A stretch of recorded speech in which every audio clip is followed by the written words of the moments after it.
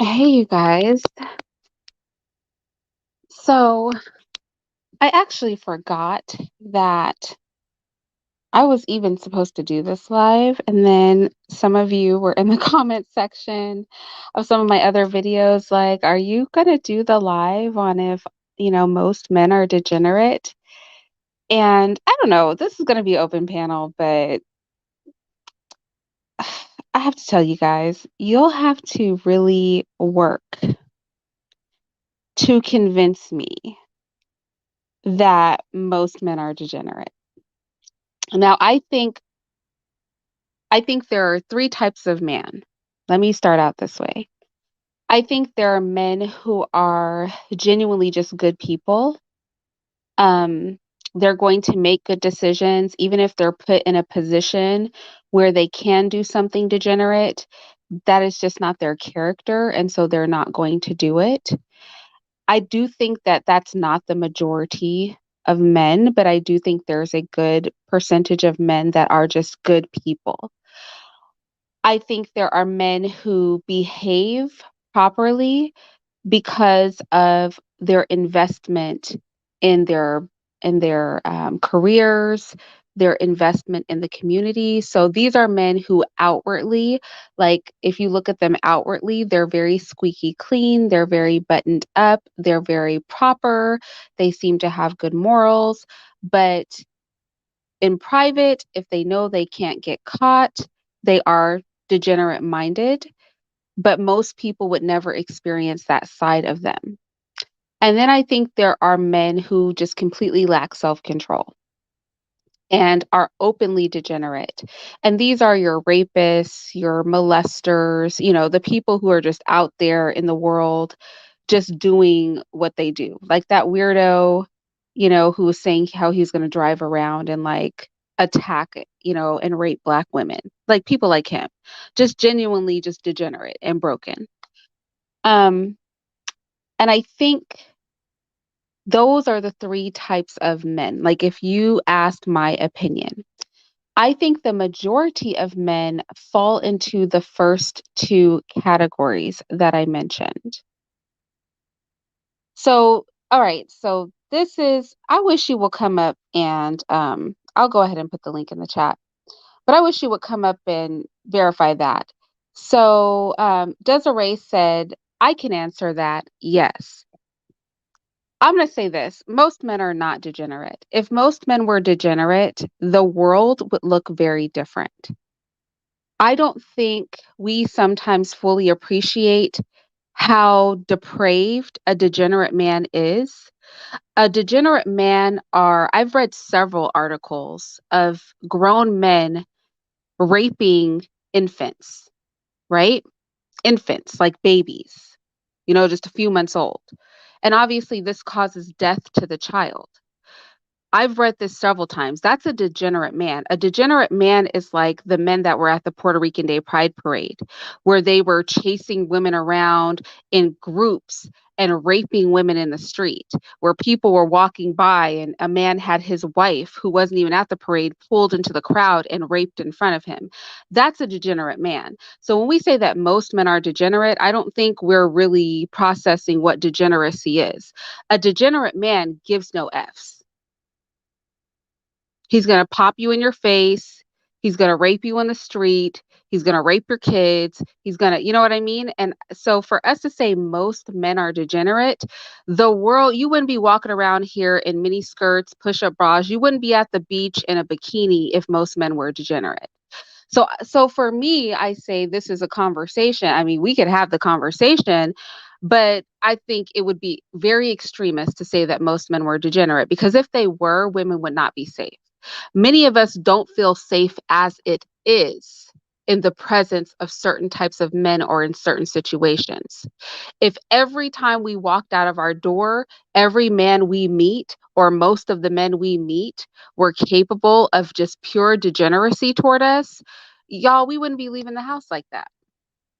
Let's just get, I just want to, but you guys can, like I said, come up. I said it would be an open panel, but see, every time we have these discussions, y'all don't want to come up. You guys don't want to come up, and it's going to end up being a very short live, and I'm going to move on to my next topic. Um,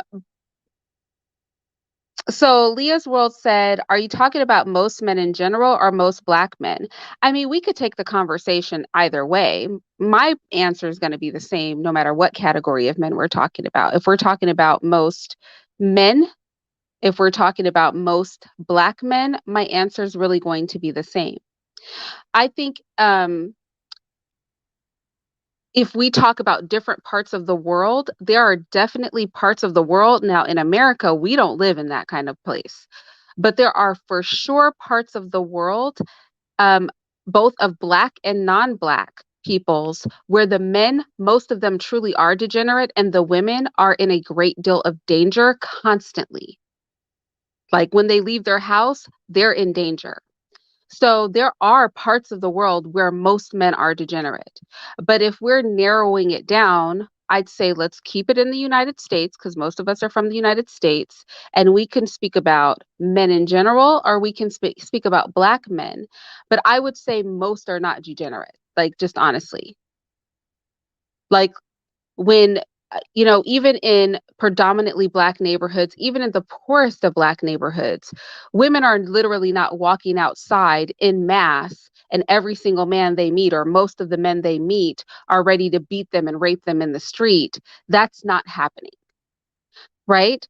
But that doesn't mean, because I want to, like, we have to really understand what degeneracy is. Like I said, I'm going to recap what I said before. There are three types of men. There are men who are genuinely moral and good, and even if you gave them the opportunity, they just don't vibe in certain ways, so they're not going that direction. There are men who are outwardly moral and good. They pretend to be moral and good because of they have a public face, but if given the opportunity, if they know they're not going to get in trouble, if they know they're not going to get caught, if they know it's not going to affect their public standing, they will be degenerate. And then there are the true degenerate men who are out here beating women, raping kids, raping women, raping other men. They don't care. They're just out here being wild. So the question is, are most men of that third category? And I think it would be hard pressed for anybody to prove that they were. I'm not saying they're not out here. I'm not saying that they don't put a good dent in things. I'm not saying we won't come across them, but I'm saying most men, because I reiterate, society would look very different if most men were degenerate. Us as women, all this, because we pop off at the mouth and stuff, that if most men were degenerate, we wouldn't even have the opportunity to have these conversations. Let me just keep it real. If most men were degenerate, it would be a different world for women. Like we're not at the top of the totem pole anywhere near, right? But if most men were degenerate, our lives as women would look very, very different. There are places in the world where women literally have to worry about their physical safety because guaranteed if they leave a home unescorted, they're in danger. In America, because in the majority of the world, because the majority of the world, a lot of these women are out here traveling. They're traveling without men with them. They're traveling in groups of women. Look, we wouldn't be doing any of that if most men were degenerate. We wouldn't be making any of these moves. I've seen, like I said, I love to go back to the Puerto Rican Day Pride Parade. I've seen what a degenerate group of men will do to women. All you have to do is watch that Puerto Rican Day Pride footage. Ripping women's clothes off, raping them in broad daylight, that's degeneracy. That's when a bunch of degenerate people get together, a bunch of degenerate men specifically get together and start acting out their degeneracy. Nobody is safe. They were descending on women, backing them into gates, and then ripping their clothes off and raping them. So when we say most men are degenerate, I'm like, our conversations can get extremist, you know? So Black Ross said that's the extreme end of degeneracy. No, that is what degeneracy is. So unless we're redefining what degeneracy is, like I said, y'all can come up because we can't redefine what being a degenerate is, right?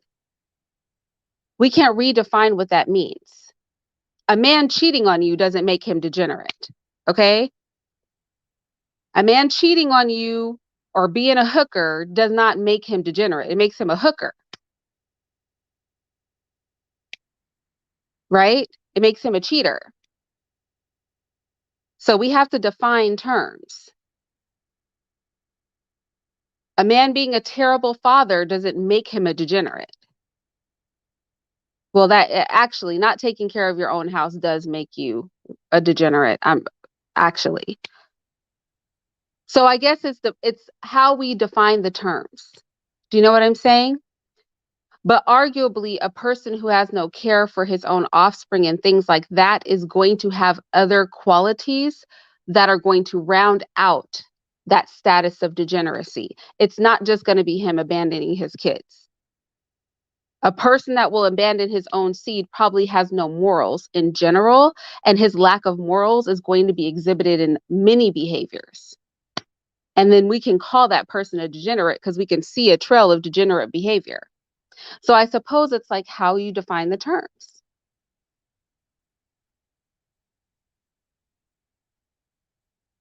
King Beauty said, I think it's the Constitution that keeps women safe, not the moral code of men.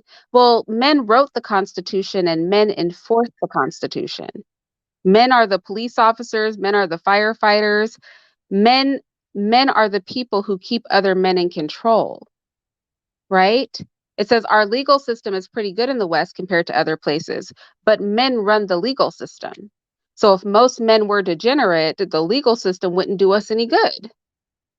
And in many places and historically, we've seen that. We've seen when degenerate men have control over the legal system, it doesn't do women any good.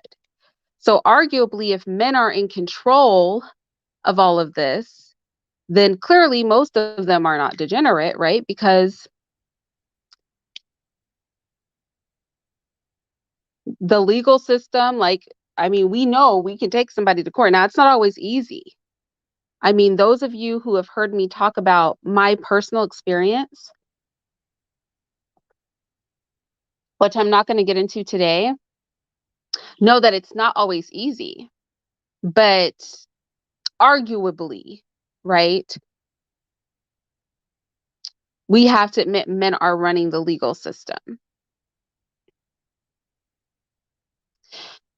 Degeneracy doesn't have to be rape. That's extreme. Degenerate can be abusers, deadbeats, etc. So I said that you would get beaten. That's why I said if most men were degenerate, we wouldn't be having this conversation as women. Because some man would run up on you, punch you in your face, and you would just sit down and shut up and do nothing, right?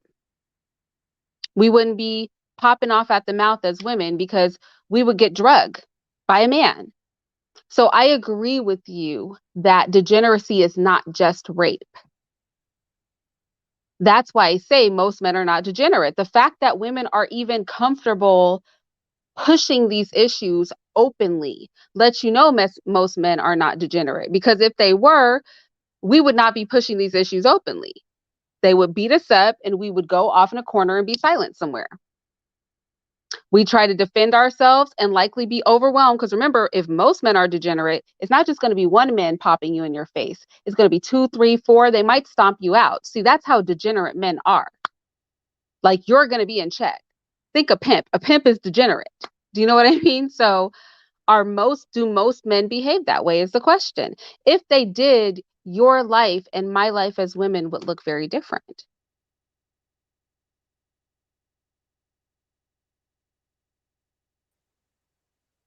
But you guys can come up to make your points. Hello. Hi, hello. Hi, how are you? Can you hear me? Oh, wait, do I have some other volume that's up? Say something? Hello? Oh, okay. I can Can hear you hear me? you.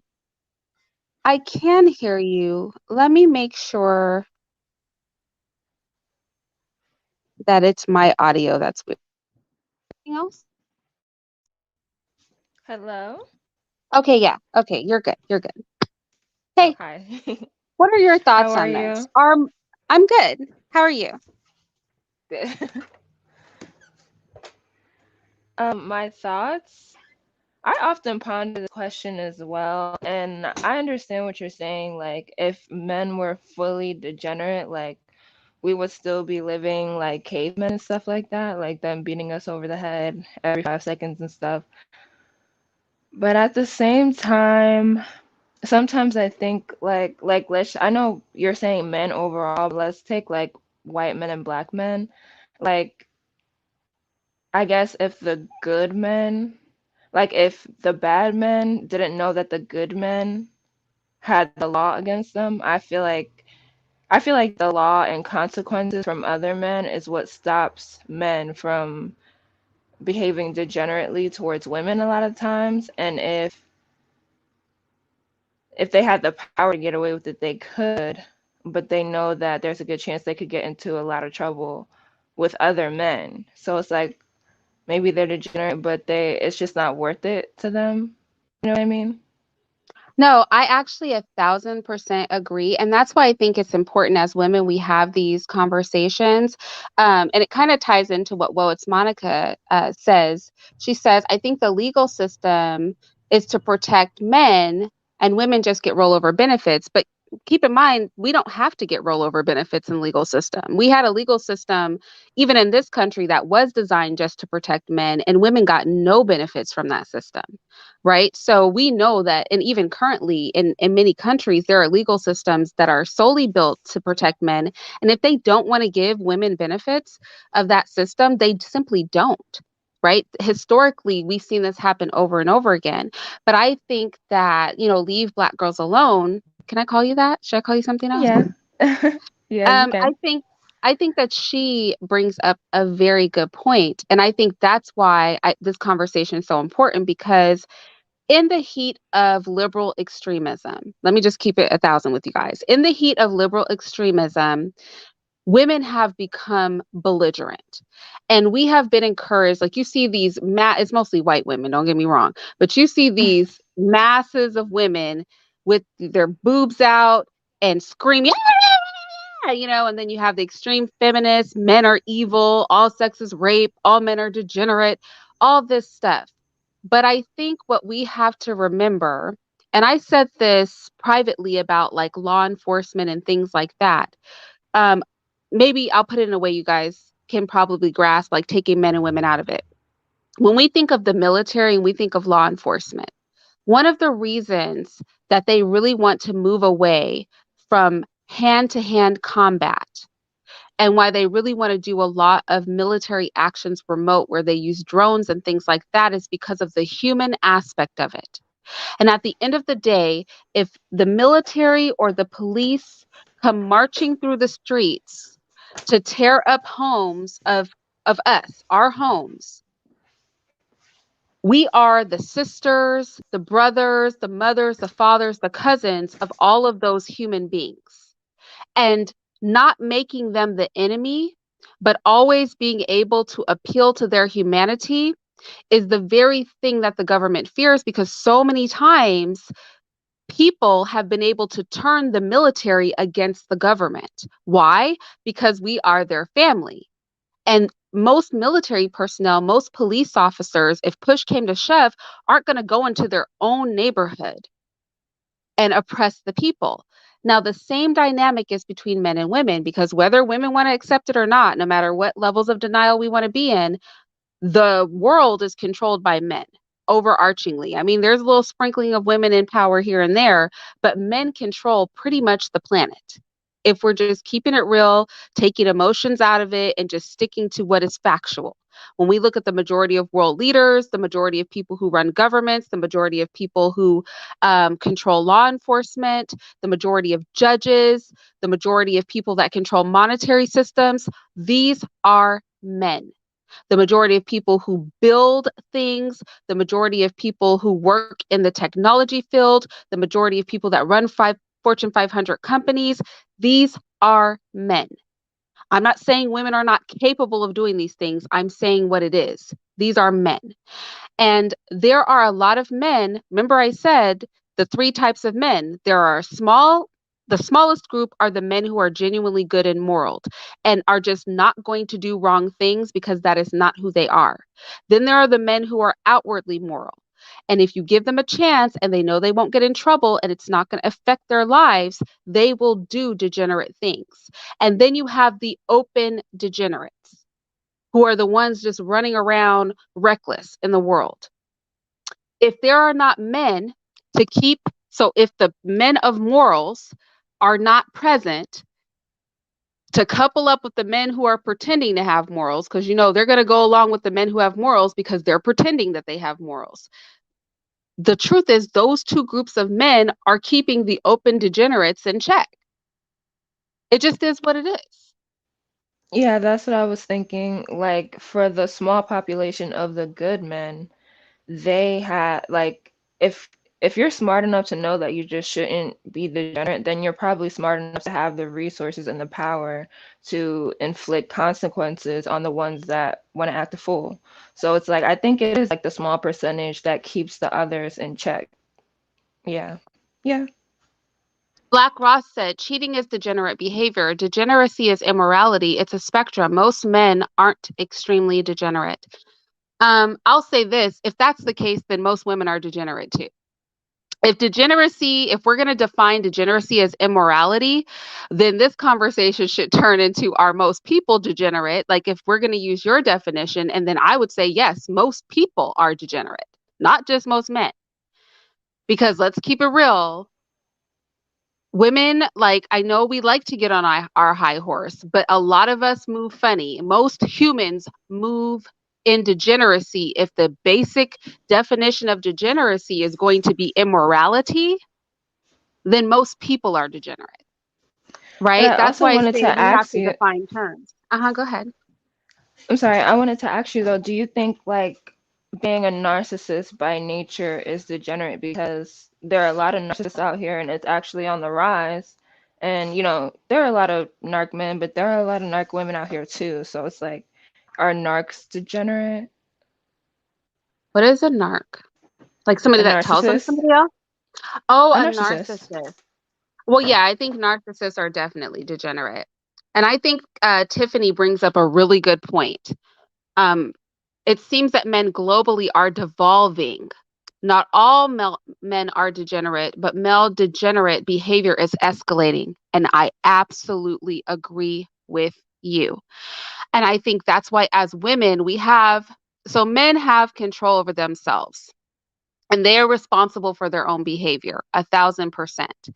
But as women, as the nurturers, as the mothers, as the object of male desire, we have a lot of power in this situation. And men are becoming increasingly degenerate because women are helping them feed their degeneracy. I promise you, where there is a man moving recklessly, there is a woman co signing it. I guarantee it. So, for example, I saw this clip of a television show where women would put on bikinis and come on the show so that degenerate, broken, sick men could like rate them. Well, there's no show if no women want to come on it, right? Men are going into their closets or their bedrooms or their bathrooms for hours at a time, jacking off to porn. But you have a lot of women, not talking about those who are sexually trafficked, but a lot of women who are choosing to be a part of making the porn. And I'm telling you, where you find a degenerate man, you find a woman that is co signing it or enabling it. When you have a man that comes into the home, now, first of all, we know that I believe that anybody that hurts a child should be killed. So let's just start there. Kill the people that hurt children, right? They should be dead. I definitely fully believe that. That should be like the law of the land. However, where you find a man who's able to move with anonymity in a home where a woman is the head of the household, you find a woman who has allowed that man into her home. So a lot of times, with the exceptions of when men like are ripping women off the street and stuff like that, men are able to operate in degeneracy because of female enablement. When you have men that are cheating, so some of the women said cheating is degeneracy, well, okay, you have a man that's out cheating and doing this and that. And that's why I said access to women's bodies should not be easy. If women made our bodies the prize of manhood, right? Like after you have proven yourself to be moral and financially stable and level-headed and good, and then you marry me and you give me access to everything that you have built, then you get my body. If that's how women behaved, well, men would have very few options to go out and cheat. When we look at prostitution, which I think is horrible for women, I think it's women who oftentimes that is the way that they're able to feed themselves and house themselves. But again, it requires a prostitute, right? So a lot of the behavior, like if you guys start rattling off behavior, or for a man that's beating a woman, I know that it's difficult to come forward and have a man punished for physically harming you. But for every woman that chooses to be silent, there is a man becoming emboldened in his ability to abuse women with anonymity. So a lot of times we are feeding this process of, as Tiffany put it, escalated degenerate behavior in men by enabling their behavior. I'm going to do a whole video on sexual liberation and who's really been sexually liberated. And I'm going to argue that it's the men that have been sexually liberated, not women. Our so-called sexual liberation really has only liberated them to be more degenerate. And I can make that argument. You guys can push back on it um, if you think that I'm off base.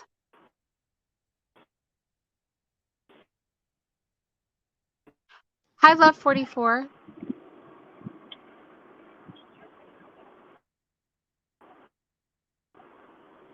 Love 44.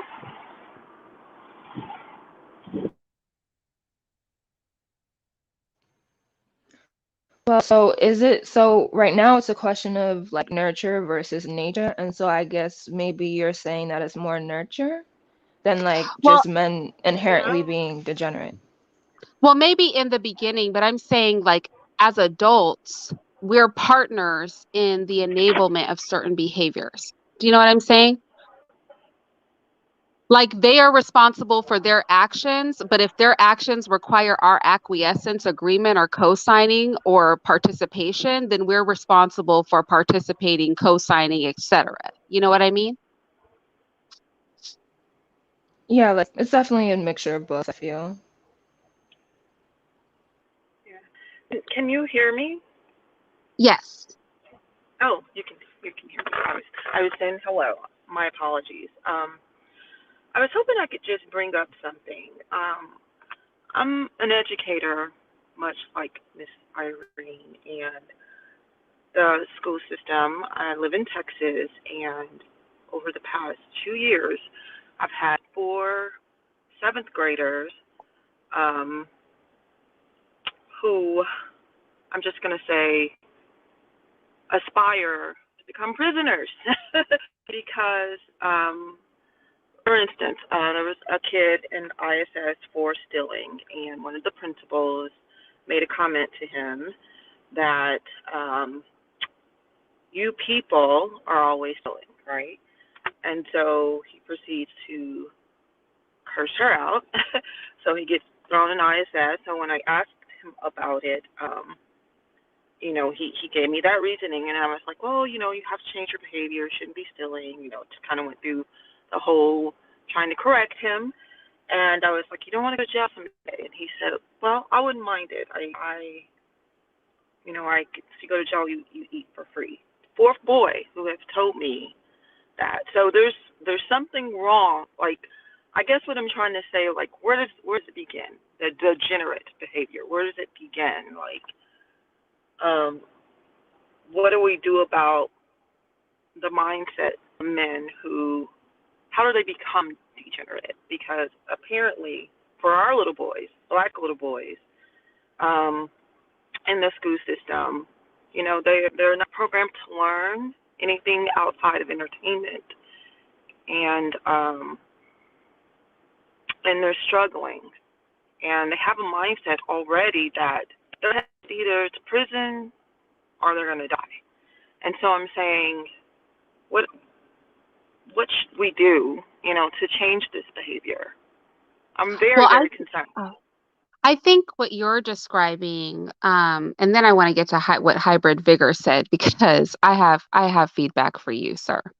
Um, I think what you're describing is when degenerate people are responsible for raising children, right? So when you have degenerate people raising children, be they male or female, then those children are often exposed to things that children ought not be exposed to. And then they take on the characteristics, those degenerate characteristics of the people raising them.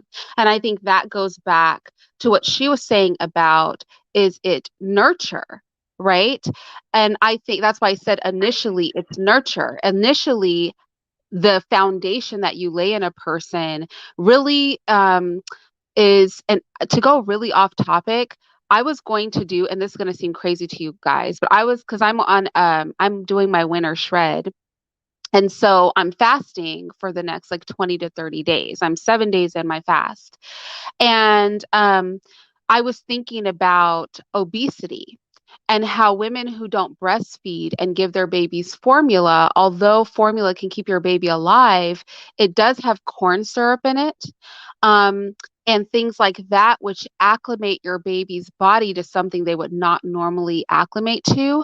And I was doing research on when we look at obese people, were these people fully breastfed, partially breastfed, and then also what you feed your children and getting them acclimated to a diet. For example, my kids love Brussels sprouts, but we don't keep candy and soda and things like that in the house. So it's like, and why am I bringing this up? I'm bringing this up because foundationally, even with weight, you can acclimate your child to want to eat certain things, and that can affect when they become an adult, their eating habits, which then can affect their weight and whether or not they're able to exercise portion control. I know Mister's really big on eating everything on your plate. I'm really big on people not overeating. So I don't promote eating everything on your plate. I just try to serve smaller portion sizes. So things like that. So why do I bring that up? I think that the same thing goes for morality. And degenerate people raise degenerate children. Now, I hold parents responsible for everything a child does. Like if your child is degenerate and malbehaved, it's your fault. That's my feeling. If my children are degenerate and malbehaved, that's my fault. Um, but I I totally think agree. yeah. And then can we talk about what Hybrid Vigor said? He said, I'm not responsible for the actions of other men. Policing men is a service I don't have to give you. Well, you're not a leader, right? So Right. what I don't like is people who men specifically who are not leaders chiming in on conversations about protection, because at the end of the day, when you are a leader, when you are establishing societies, systems, and institutions, your job is absolutely to create rules and regulations that you enforce. The only men who speak this way are men who are peons, men who the only thing they will ever run is their own household or themselves. Right? Their responsibility will never extend outside of them as a person or their homes.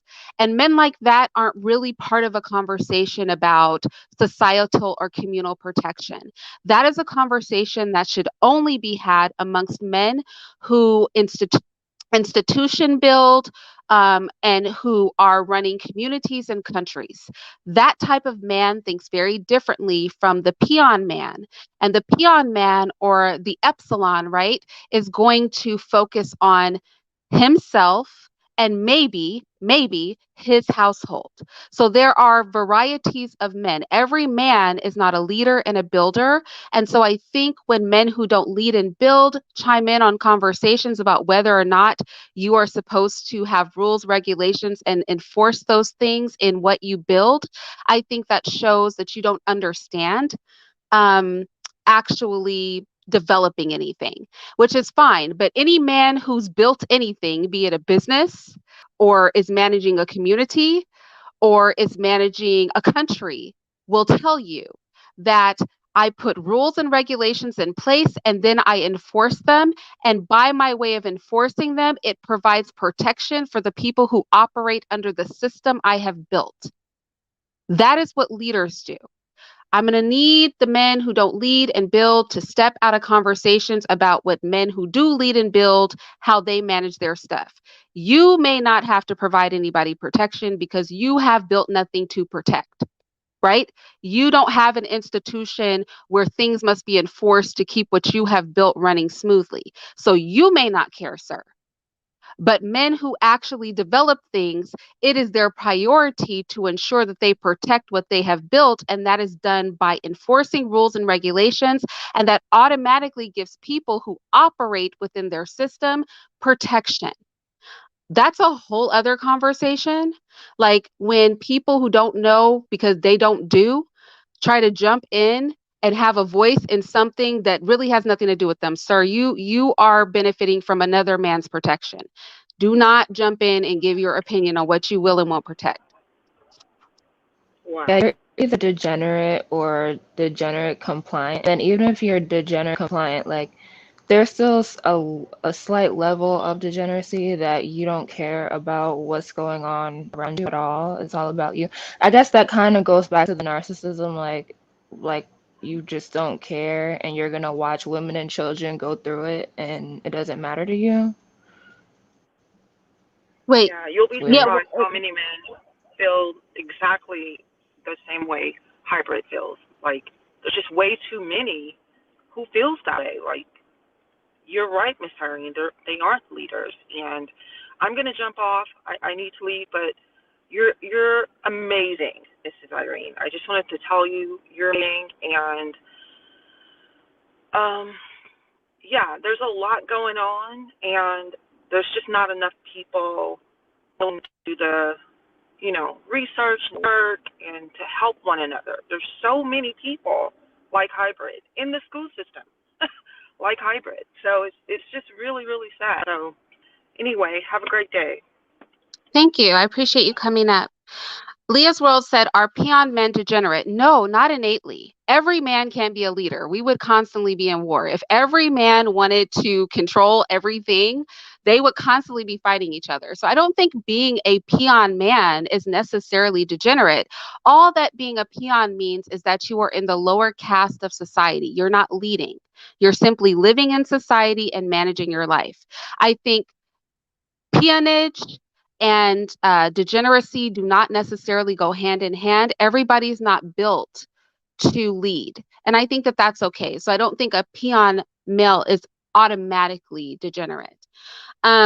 Hybrid said, I'm not protecting your right to abortus. Well, I'm not pro abortion, but I will say women have the ability to abort because men allow it. I will say that. And I know a lot of women are going to be uncomfortable with me saying it. It's just the truth.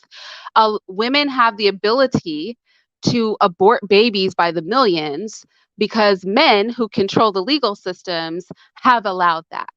And you guys know I'm not pro abortion. So there's no point coming here spewing out points that, I mean, my channel is called The Radical Black Conservative.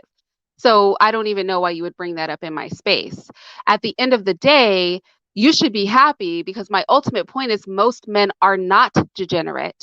And abortion is a perfect example of how we know most men are not degenerate because women have body autonomy, right? And I know you guys are saying, well, we should, probably going to say, well, we should have body autonomy. Well, you know what? Women have not always had body autonomy. And when you are surrounded by a majority of degenerate men, you'd be very surprised how quickly your rights of your own body are degraded. So that's why I say, and I'll put the link in the chat for anybody that wants to participate in the conversation. That's why I say when we say things like most men are degenerate, we're playing a dangerous game. Just like the example I gave earlier about why I don't think police and military are automatically our enemies. It would behoove us to not make an enemy of anybody that can ultimately be used against us for our oppression. And whether women accept it or not, because men are stronger. And I know you guys hate when I bring it down to this level, but if you've ever heard a degenerate man talk, and many of you have, what is the first thing he points out he will do? What is the first thing? Put it in the chat. What's the first thing a degenerate man will point out he will do to a woman who's giving him trouble? Hit her, beat her up. Yeah, he's going to lay hands on you. And the reason they do this is because at the end of the day, they know what it is. They know if all else fails, they can simply violate you and you can't stop them. And most degenerate men are very comfortable in that. So we have to, despite, and this is why I can't stand feminism. Feminism has women thinking that we literally have the ability to go head to head with men. And I know this is going to be offensive to a lot of women, but we don't have that ability. Like if you took 100 women and 100 men and we had to battle it out, I mean, it would take a miracle, ladies, for us to win that.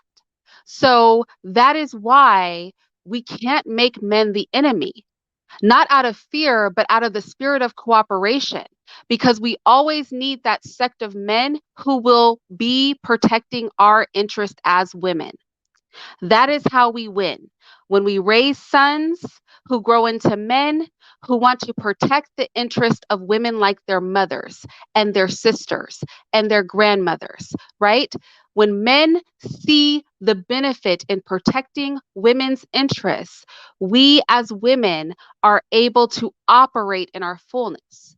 When men stop seeing the benefit of protecting our interests, as we see in many countries on this planet, the women become terrorized as people. And you guys can disagree with this, but you only have to look. There are a few African countries, there are a few Middle Eastern countries where women are in constant danger, where young girls are in constant danger. That is what society looks like when men stop valuing the interests of women. So, this encouragement to simply make an enemy out of mankind, speaking of males in particular, is not wise. It's not the move, y'all. It's not the move. It's not pragmatic. And we should be pragmatic and walk in wisdom as women. As the creator of every life on this planet, as we birth every person that exists, we should walk in wisdom with how we handle the human beings that we birth, right? We don't birth and bring a life into this world and not understand that we need to handle these lives wisely as women. And right now, a lot of the conversation I have hear women having is number one, totally separated from the fact that these people exist because of us, right? And also is not walking in wisdom, if that makes sense. Hey, twin. What up, Irene? There's one main reason why I love talking to you, because you have a realistic conversation every time. I'm not going to say other people don't, but I feel like it's it's a very reasonable conversation. But to answer the question, are most men Guy's degenerate? gay though. The guy's gay. Wait, hybrid, mute your mic, please. Are most men degenerate? I would have to sit here and say it's getting close. It's getting close to most, and I'm gonna tell you what I mean. True. When you can hear arguments being married and against having children and against creating something, providing for the children you have and providing for the woman you lay down with, in spite of children or not, I believe is starting to become degenerate.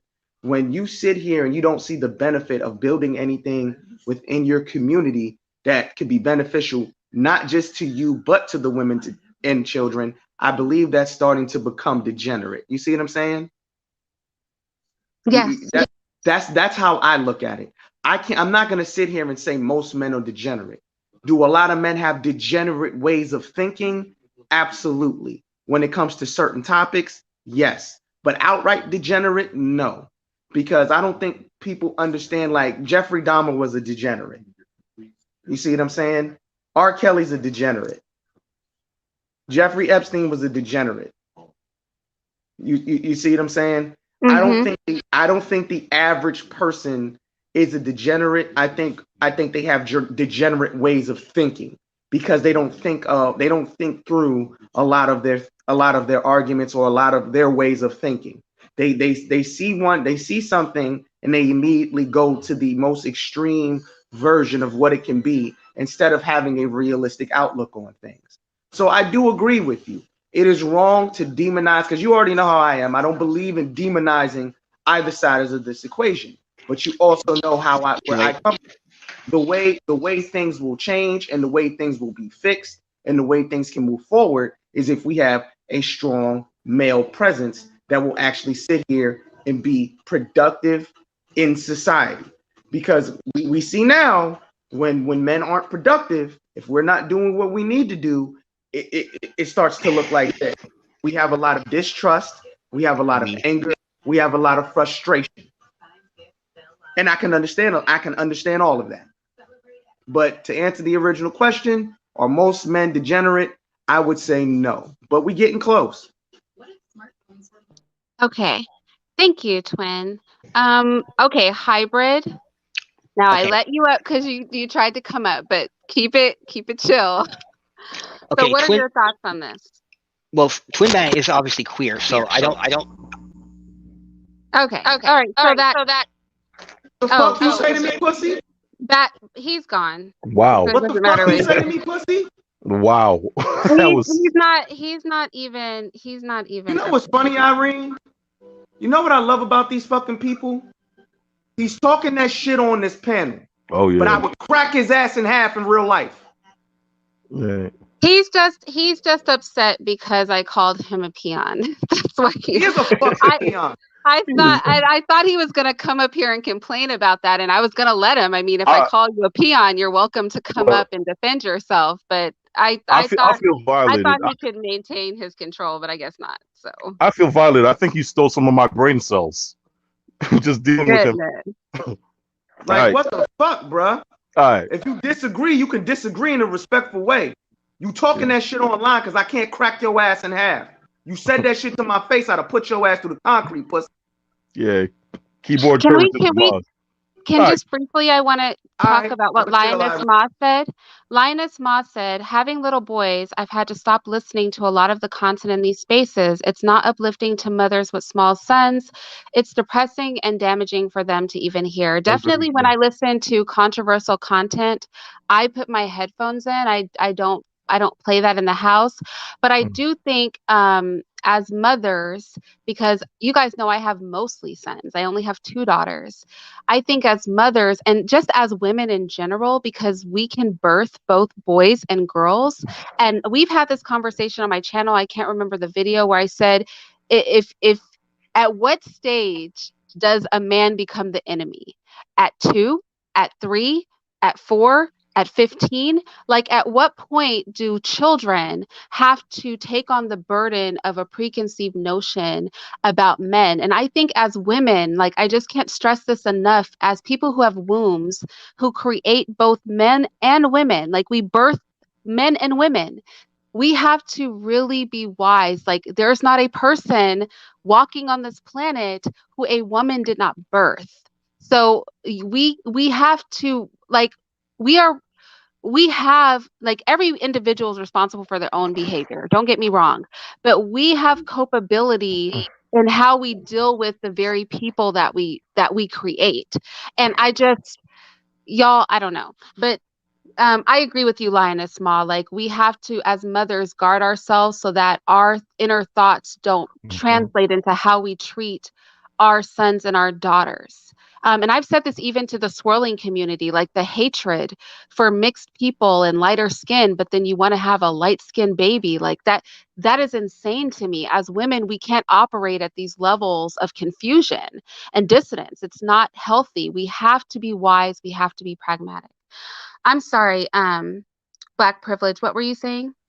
I just wanted to take it back to first principles, because I think part of the problem between men and women is that we're kind of split morally. So, like, to take it to first principles, morality is a tool of social cohesion. If you don't feel part of that society, it's almost impossible to hold any kind of obligation to do right by that society, which is definitely why we need to cut down the toxicity that's online. You know what I'm saying? Women, for the most part, they have a duty-based morality. It's like their responsibility to uphold the family. It's like it's generationally lineage of not protecting the women is suicide. So everybody knows that you have to protect your women. Men, on the other hand, they have I hate to tell you that. I hate to tell you this, bro. a Everybody don't realize you're supposed to wait, protect women. well, that's the thing. Let me get to that. Men, on the other hand, we have a sense of consequences. Like that brother that just talked to you right now, if he understood the consequences of saying that to your face, he wouldn't have been so bold. Men are consequentialists, women are deontological, if you feel me. So, what we need to do is we have to try to bring some of the men up and understand that morality is more than what you could get away with. It's more than being able to steal or push up on a girl. It's like you have to have a sense of internalized duty to the community that you supposedly love. And uh, long story short, we need to reconnect. We need to fall back in love with the Black community as it is. And I'm saying that it starts with a ceasefire of stopping the negativity, stop giving attention to these dating coaches and people who telling you to abandon hope, abandon this, abandon that. Just stop with the negativity. You don't have to do anything other than stop disrespecting Black women out of your own mouth. And that's just the first step. After that, let's talk about some legislation for the permanent underclass of brothers who are out here doing ridiculous stuff. Could we talk about some sexual morality training given by their mothers at an early age that tells them not to take advantage of women, not to push up on no girl that don't want to be with them, respect the rules of engagement, respect the fact that you have to make something of yourself before you are valued as a man, and understand that that is the code of masculinity worldwide. If you're upset that you got short shrifted, then what you gonna do? Sit back and hate all women? Nah, no. Stop the negativity and let's start back from original principles by teaching sons sexual morality, giving them something to believe in, understanding that the world is difficult from day one and it is a responsibility and a curse and a blessing to be a man, and you cannot drag the whole male gender down because some girl told you no. That's pretty much it. Yeah. I can agree with majority of what you said. Can we also talk about what Loft T3 said? I would love for you to come up here so we could discuss this. A lot of communities aren't moral, yet they thrive. Morality is selective. I would argue that historically, communities that fall into serious immorality, they fall. I don't know of any community that remains functional when morality is cast to the wind. And we can really see this clearly when we look at European history. Some of their greatest some of their greatest civilizations, what they herald as their greatest, fell because they were deep in immorality. There's a lecture, a really good lecture, specifically talking about homosexuality, that when the gender lines and sexuality, natural sexuality is cast to the side, during the lecture, they go through various societies that came to ruin just because of that, just because of engaging in just sexual debauchery. And we see communities now that right now in 2021 that are barely functioning because the women and the children are such an underclass in those communities that the nations have become impoverished. They've become like with physical conflict, not full on wars, because a lot of these are smaller countries, but there's constant conflict. It's not safe for people just to do regular activities. And so it's Mike is put a breaking big up. burden. So I would love for you to come up and give an example of a community that's functioning, right, and thriving, but is incomplete. Even Amsterdam, let's bring up Amsterdam. Do you know why why they are? So they talked about closing the red light district, but now they're moving it on the outskirts of town. And that's because within the city, the streets became degraded. It started to degrade their society. So they're literally, I did a video on this when they first talked about closing it all together, but it brings so much tourism money that they're actually moving that district outside of their city, because the place that was heralded to be able to go and do drugs and get sex, they saw their community, their city degrading, and now they're moving all those prostitutes outside of their city. So we actually see this repeatedly where morality is thrown to the side. We see that the society, the community becomes heavily degraded. Well, this is my thing, Irene. I do agree with you. People who do engage, a large group of people who do engage in deviancy or, like you said, sexual immorality or immorality, period, usually fall. I do agree with that. I wanted to reply to what Black Privilege said when he was talking about having sexual discipline. Irene, if you remember, I came up here telling dudes, like, if you're complaining about your baby mother, look in the mirror before you blame her because you laid down with her. You weren't careful. You didn't have any intention of marrying that woman. You were just trying to have sex. But then I always say this all the time. As a father, I have 5 children. Um, I don't believe everyone's built to be a parent. I believe being a parent, especially a father, should be a privilege. It shouldn't be something everybody should be able to do. I feel like they should hand out licenses. You should have to get a license to be a parent, because if you're sitting here blaming women on how children are turning out and the outcome of communities because of the youth running through the community, you need to blame. Don't blame just that mother. Because the first thing I'm going to ask you, if you're trying to blame the mother who is there taking care of the child day to day, doing for that child day to day, trying to do her best for that child, raise that child, plus working a job, is where's that child's father? That's the first thing I'm going to ask you. Because it doesn't matter if you're with that woman or not, you're supposed to have an obligation to your children. So I do agree with Black Privilege when he's talking about, hey, as a man, you need to make sure you are mentally and physically ready for a lot of the responsibilities that come with being a man. And I don't think a lot of men today understand the responsibilities or role of being a man. They want to have all the fun when it comes to being a man. They want to engage in all the fun aspects, but they don't want to engage in all the responsibilities that comes with being a man. The standards you're supposed to set for your community, the morals you're supposed to teach your children, so those morals can be passed down to your grandchildren. So again, a lot of things are coming up real short, and that's why we're almost the majority of men are degenerate.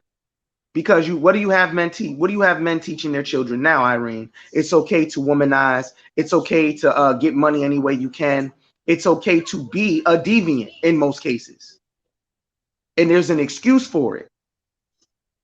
You see what I'm saying? Yes, I do.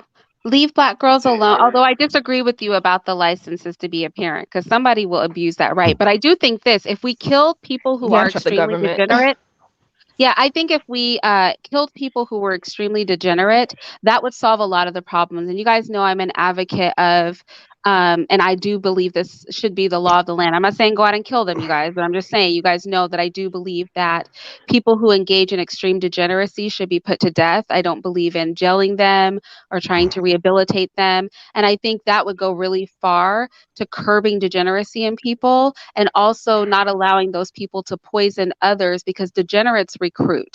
So there's like several groups of people, I think, like death should be the penalty for their behavior. I think that for me is a better solution than like a license to reproduce. But just when people have the knowledge that certain degenerate behaviors will cost them their life, literally, I think that would curb a lot of things. But what were you going to say, leave Black girls alone? I wanted to respond to Black privilege. Like, I agree with what he was saying. Like, it made sense. Like, stop, stop listening to the toxic content creators, stop this and stop that. But again, I think it would depend on the small percent of good men to really, and like, especially like, let's just consider like the Black community. It would take the small amount of quote unquote good Black men to enforce penalties on the degenerates. And then we have to ask ourselves, why isn't that happening already? Because we see what's going on. So if it's even to the point where we have to basically rally for these good Black men to do something, I feel like once again there's not enough of them, which goes to what the other guy was saying. I'm sorry, I forgot your name, but saying that most kind of are degenerate, and if they're not, we have a lot of degenerate tendencies going on. Like, where the quote unquote good Black men at? I think leave Black girls alone. I think that a lot of that has to do with kind of what we were discussing earlier when I called Vigor a peon because of his thinking. So I think in the Black community, let's talk about our people specifically. I think men who consider protection and things like that are men who are creating, like I said, businesses, institutions, managing communities and societies. And they think about protection because rules and regulations and enforcing them are necessary to preserve what they have built and created. I think when a person, a man specifically, does not have anything to preserve, then he has no interest in protection or rules and regulations that he is enforcing. And unfortunately, in the Black community, oh my goodness, I have to reach out to this brother because um, he was a patron of mine for almost a year, but like we fell out over the BGS thing because I just like that was not about to make sense to me and it really ticked me off. Um, but I want to go over our conversations because this is an accomplished, intelligent Black man who basically was saying like that. And I honestly, it blew my mind and I didn't want to accept it. But I believe a lot of Black men do think like him, that they've come to a place where they're comfortable, where they just want to get their house and a little money, and an attractive wife. And that is the extent of their desire. And so that goes to what I was saying, the peon. And I don't say peon to be negative. I say peon because a peon is a person who doesn't own anything. Like, they're not the master over anything, right? A peon is a person who lives on another person's land, who benefits from another person's generosity, who operates under another person's laws and rules and regulations. And that's literally historically what a peon was, right? So you got your I loans think that's from the the majority people of who had that's the power. majority of humanity, Irene. What'd you say? If we're going by that standard, that's the majority of humanity, Irene. The overwhelming majority of No, people, I they don't want to agree. own the business. That's They don't true. want to own the I, business. I agree that's the majority of humanity, but where our community differs, and even in Africa, this is a problem, where our community differs is that, let's say it's the majority of whites who lack power, right? Which is why I never understood like thinking all whites have power, because a lot of whites are dirt poor and they treat their people not that great. But the difference when we look at the Chinese that have poor, or the Europeans that have poor, or that, whatever group, is that there's a sector of their society who does have power. And we don't have that overwhelmingly. Even when we see Black countries, a lot of times they're puppet governments. We have a lot of Black countries who are under the control, de facto control, at least, of European countries, where their countries are constantly paying money to Europeans who invaded their countries generations ago. So I think in America, we don't have like most of our wealthy people who are Black in America are entertainers, right? They Right. don't actually control, or we don't have that infrastructure that's been built. So I agree with you that the majority of communities, most people are the peon class, but we differ in that we don't have a true elite class. That's where our community differs. Hey, Irene, Yes. could I go after or could I go? Yes, please. How you doing?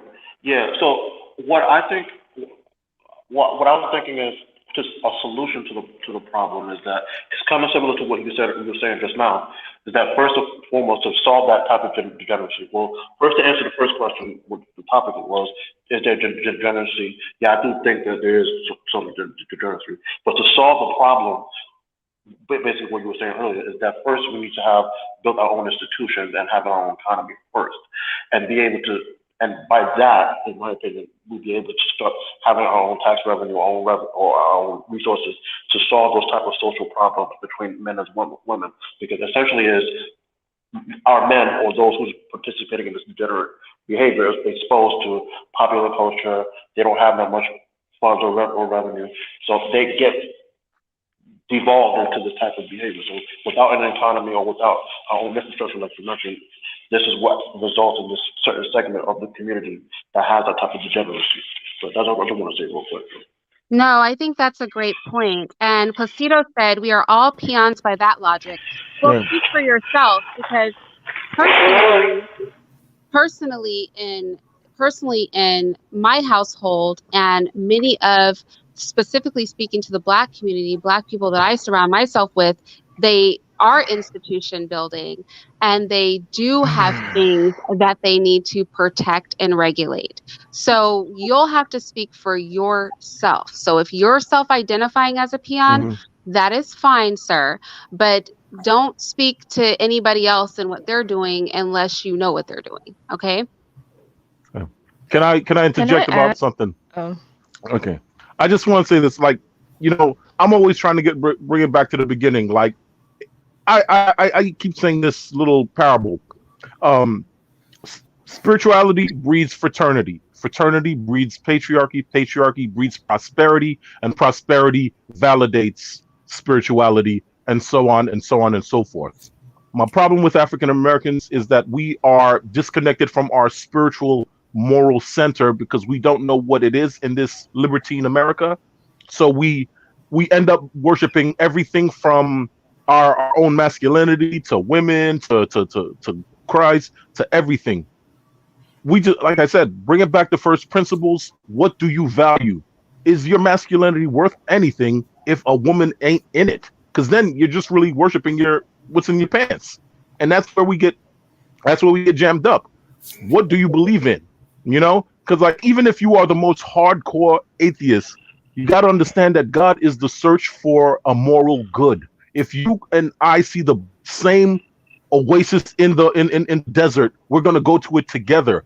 But if I see you're trying to push me in a volcano because you hate me, you know, what am I gonna do with you? What morality do I have to share with you? You're trying to hurt me. You're trying to kill me. So let's try and see the same blessings. Let's try to see the same joy. Let's not talk ill about happy families, good Black women, good Black men. Hey, Irene. That's Yeah, it. can I let Hey, Irene. can I let one second, can I let Leave Black Girls Alone speak next, because she was going to say something kind of at the same time that black privilege was. Okay. thank you. So, like, how you're calling them peons? Like, I know beta male is looked at as a bad term, especially in social media, but when you really look it up, like there's alpha and then there's beta. Beta is more so like in the original sense, it's more so like number two.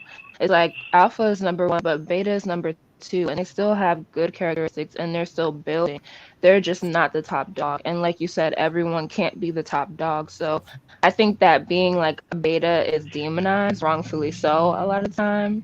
And so I feel like maybe that might be a better word than peon, because you know that saying, like a selfish man is a thief. I feel like if you have that mentality, I do believe a selfish man is a thief. And I feel like there is some degeneracy in you if you're just like, for everyone else, I'm only here to protect myself. You're a whole man. What are you doing? Facts. Yeah, I think that there are epsilons as well. And I'll say this, I use peon, and I think I said this earlier, because historically, when we look back at the old hacienda system, I think the old hacienda system is a really good example of how society works today. So when I use the word peon, I mean that in the literal historical sense. In the old hacienda system, you had the landowners and the people who had control, the elites. And then let's say if you wanted a donkey, you would get a loan from the landowners. If you wanted to have land to cultivate crops or build a house, you would get a loan from the people who really had power. And that's exactly how our system works today. So I'm giving an ode. I know you know this because you literally said, I know that what you mean. But I think a lot of times we get caught up, and this is and again, I'm using this when I say epsilon, I mean that sometimes we can be, and this is going to be offensive, but you guys know I'm not politically correct, semi-moronic in our thinking, because we sling words around like degenerate and stupid, and people don't like it when I say retarded, which simply means stunted, right? And we are quick to get offended at the words because we don't understand the context. So I'm giving you guys the context. Peons were part of a peonage system, the old hacienda system, which is a way of operating a society. And if you look into that, you will see that I'm very accurate when I use the term. So we can, and I also want to say this, it's not necessarily a negative, and it's not necessarily a stagnant place, because peons also overthrew that system, which is why we don't have overt peonage systems. And I want to stress overt because they still exist, but we don't have overt peonage systems anymore. And the hacienda system has been essentially done away with. But so it's not a negative, but it is to give you guys some idea. If you guys look at my cognitive liberation videos, I actually go into historical revolts and historical revolutions of various peoples, and that would be the peons rebelling against the higher authorities. So I don't like, I think we have to step back, because for me, at least, when I'm having conversations with you guys, speaking to everyone listening, my goal is to have a conversation that is beneficial, not to be offensive, but everybody knows I'm not politically correct. So I'm not disrespectful, but I'm also very straightforward. And when I use words, I'm not using them as insults. I'm using them because they are valid words to use. So I would say if peon is like rubbing you the wrong way, then go look up the old hacienda system and peonage, and you'll see how it's applicable to the conversation and the context that I was using it. Yeah, I didn't know I didn't know that you were using it in the historical sense, and I didn't know that, so I definitely learned something new today. Oh, okay. Okay. Well, yeah, then I'm glad I clarified it. But yeah, I'm so sorry. And then who was it you, Deshaun? That had something to my say? mic, no, my mic was muted. But someone had to go first, or? Oh, okay. I Let thought me, I let had me, gone over you. Righteous, Can I go? righteous. Can I go in, I man? could go. Can I go in, man? Hold up, let me go in, man. Yeah, man. Listen to the topic, man. I do believe most men are degenerate, man. As I look around and I see a lot of these men move and the way these men talk and walk, it's disgusting to me, man. You feel me? I mean, just look. I mean, this world we live in is crazy. You feel me? Like it's a bunch of craziness and madness. So I would have to say most men are degenerate, and if they not, they I don't know what it is, man. Because to me it looks like degeneracy, man. How Um, are you defining degeneracy, Rahzis? oh, shit, but damn, how do I define Wait, that? Rahzis, are you good? Like, is your situation resolved? Your Can I ask you that? Oh, oh yeah, I'm You're still in. still there? Yeah, Oh nah, my gosh. actually moved to another one. I'm Oh actually my moved gosh, for Rahzis. longer stay. I'm gonna pray for you. But go ahead, I'm sorry. But okay, degeneracy to me is like somebody with, just man, like with no, just wild, man. Like no respect. Just treat people any type of way, straight up disrespectful. Um,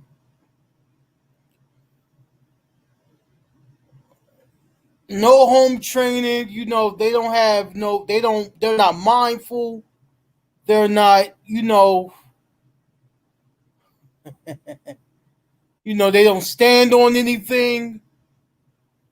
They're so quick. Everybody's saying no conscience, no morals. Is that essentially what you're saying? That's what the chat's saying. Yeah, it's like something like that, man. Like, I mean, just look at the world we living in, man. Sometimes I ask myself, like, damn, like, are these people born this way? Like, why are people this? Why are people this way? Like, Yeah. are they born? Are they made this way? Are they just born this way? Is it because their parents? Yeah, I we were don't talking know. about that earlier, Rozzy. We were saying that degenerate people raise degenerate children. And that's why I was saying I think that people who engage in certain degenerate behaviors, the law should be to put them to death. because degenerate but, people do produce degenerate children. but let me ask you this: I will have Not, and I don't get me wrong. I'm not saying genetically they produce degenerate children. I'm saying their morality and behavior, the child. Hey, Irene, I but I will hold up. I will have to disagree with what you said, Irene. What'd you say? You cut out, Rahzis. What'd you say? I said I will have to disagree with what you had said that they should be put to death. Why not? Why shouldn't they be put to death? So I'm talking about, let's say if somebody harms a child, I think you should kill them. I'm not going to go into all the groups I think should be put to death, because that's going to make this live more controversial than y'all are ready for. But because let me tell you why I don't agree with that, because if you're saying that, okay, like if you're saying like degenerate people should be put to death, right? Well, certain types of degeneracy, yes. Okay. Yeah, but I don't want to go into the types, because we have to have that as a private conversation for members and patrons, because y'all aren't ready for just how politically incorrect I am. So we're just not going to go there. Okay. I think it's going to trigger too many people. Hey, Irene. Yeah. Yeah, I can respond. Yeah. Yeah. Well, to respond to you and Rahzis, I think what's important to understand is that, first of all, I don't really agree with that. Killing them, will be a solution. But I think it's important to understand the social context, or like the social economic context, that these groups of people that we're all talking about grows up in, and stuff like that, and then find solutions to those type of problems. Because if we don't study those conditions in which produces those molesters, like what you mentioned, Irene, or people who be doing some degenerate stuff within the community, if we don't understand the social context in which they're growing up, or the economic context, which removes the parents, either the father from the picture, or why you have single families growing up and stuff like that. If we don't analyze that aspect, we may be putting people to death, or like doing some extreme, thing without understanding that context. So I've actually had this conversation like privately in my private circle. This is a conversation. And I'll tell you what, I think, because the first thing people bring up is, for example, when I talk about molestation, and they'll say, well, what if you have a child that's been violated, and then they're like, 13 or something, and they violate another child because they've been violated. And I said, these are sad situations. I still think you have to put them to death.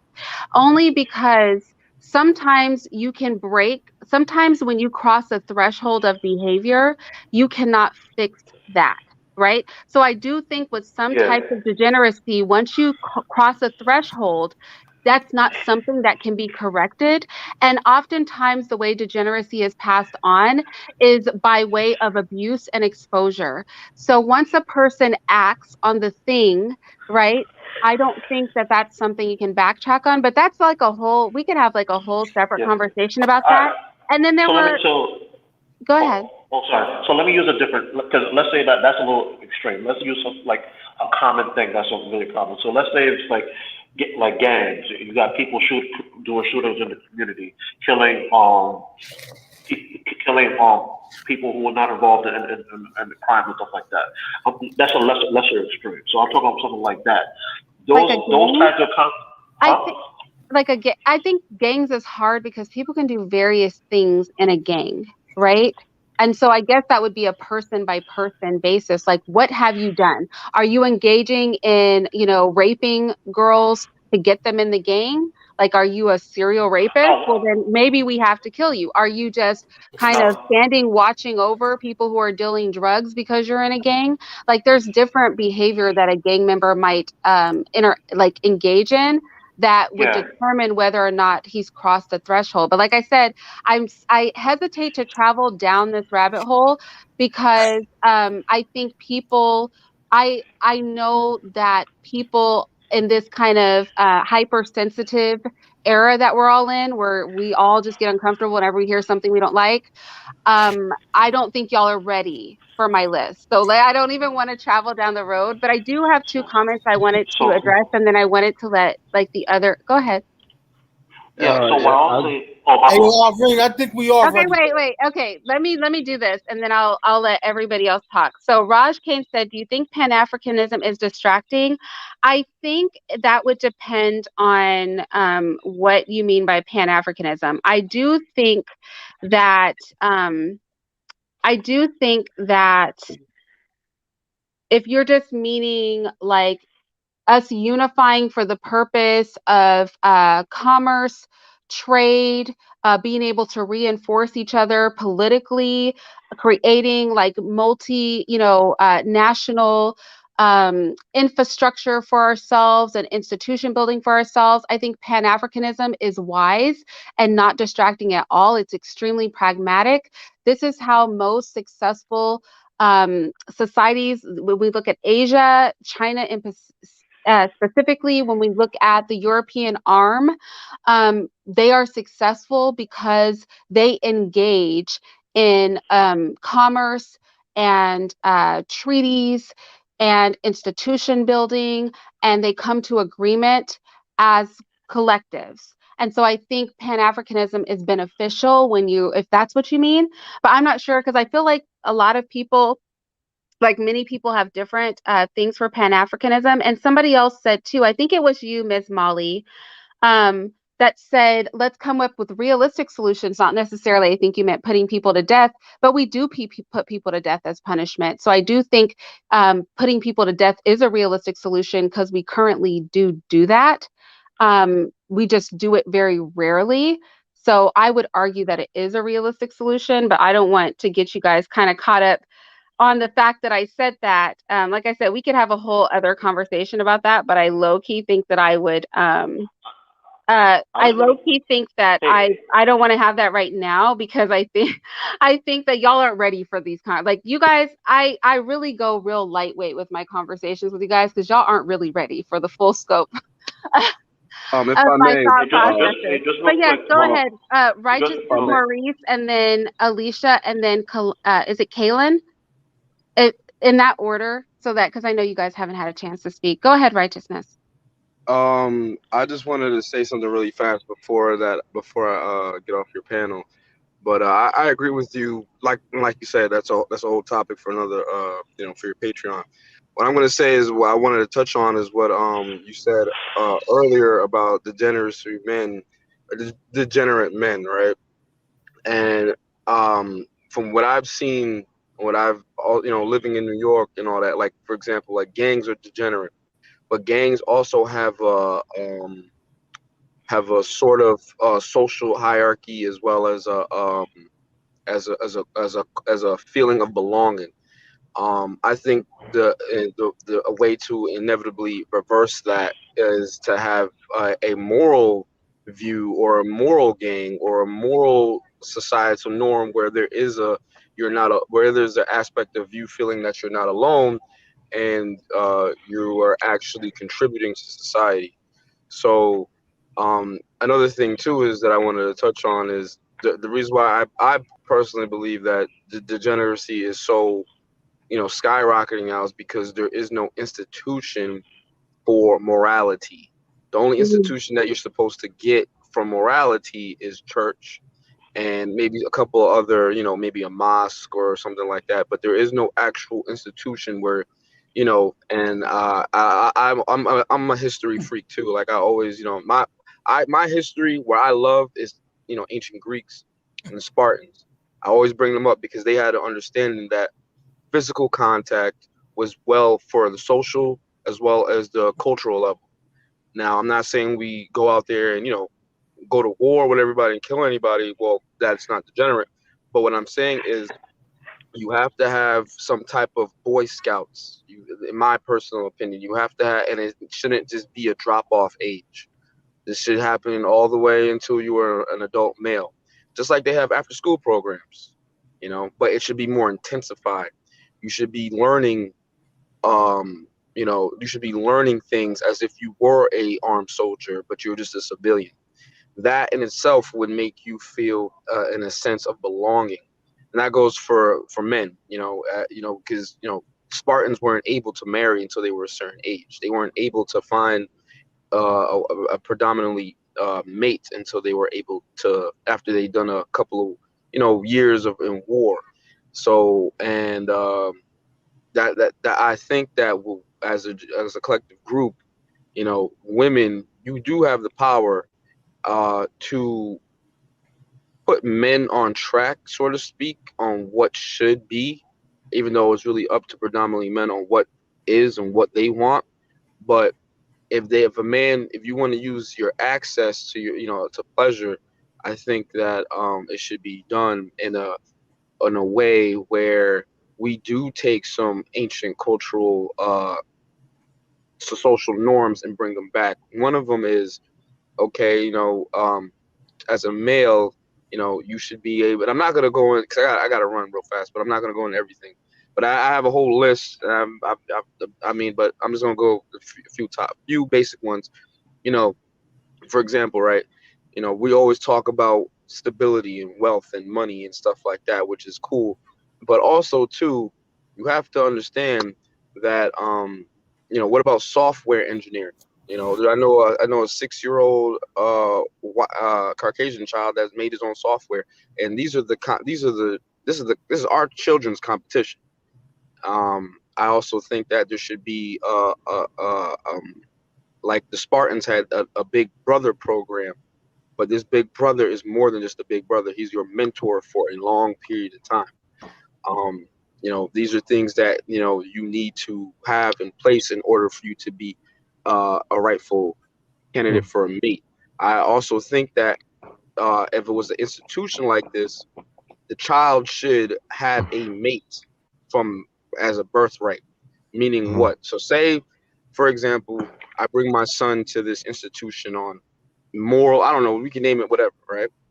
And I bring my sons to this institution and say, Irene, you have daughters, right? And say me and you get along well, and I say okay, and then in a sense of ancient type of marriages, well, you do these things and this is your wife.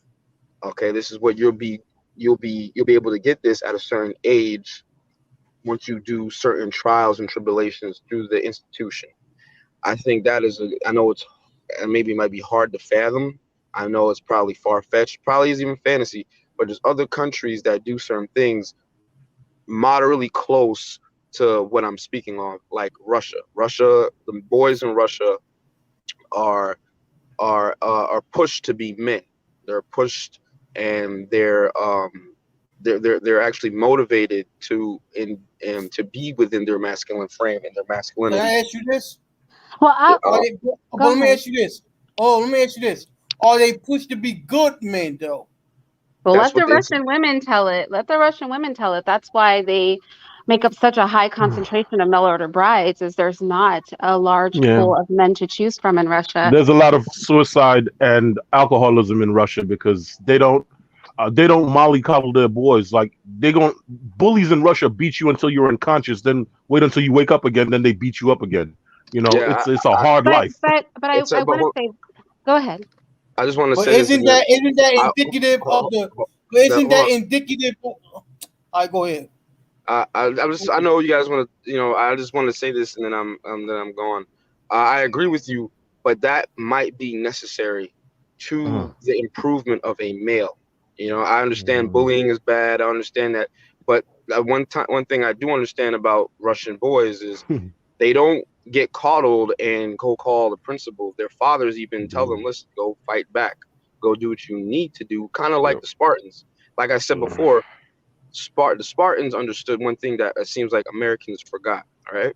Well, and one thing that they understood is physical and mental conflict was good for the social and the actual cultural endeavors of the community.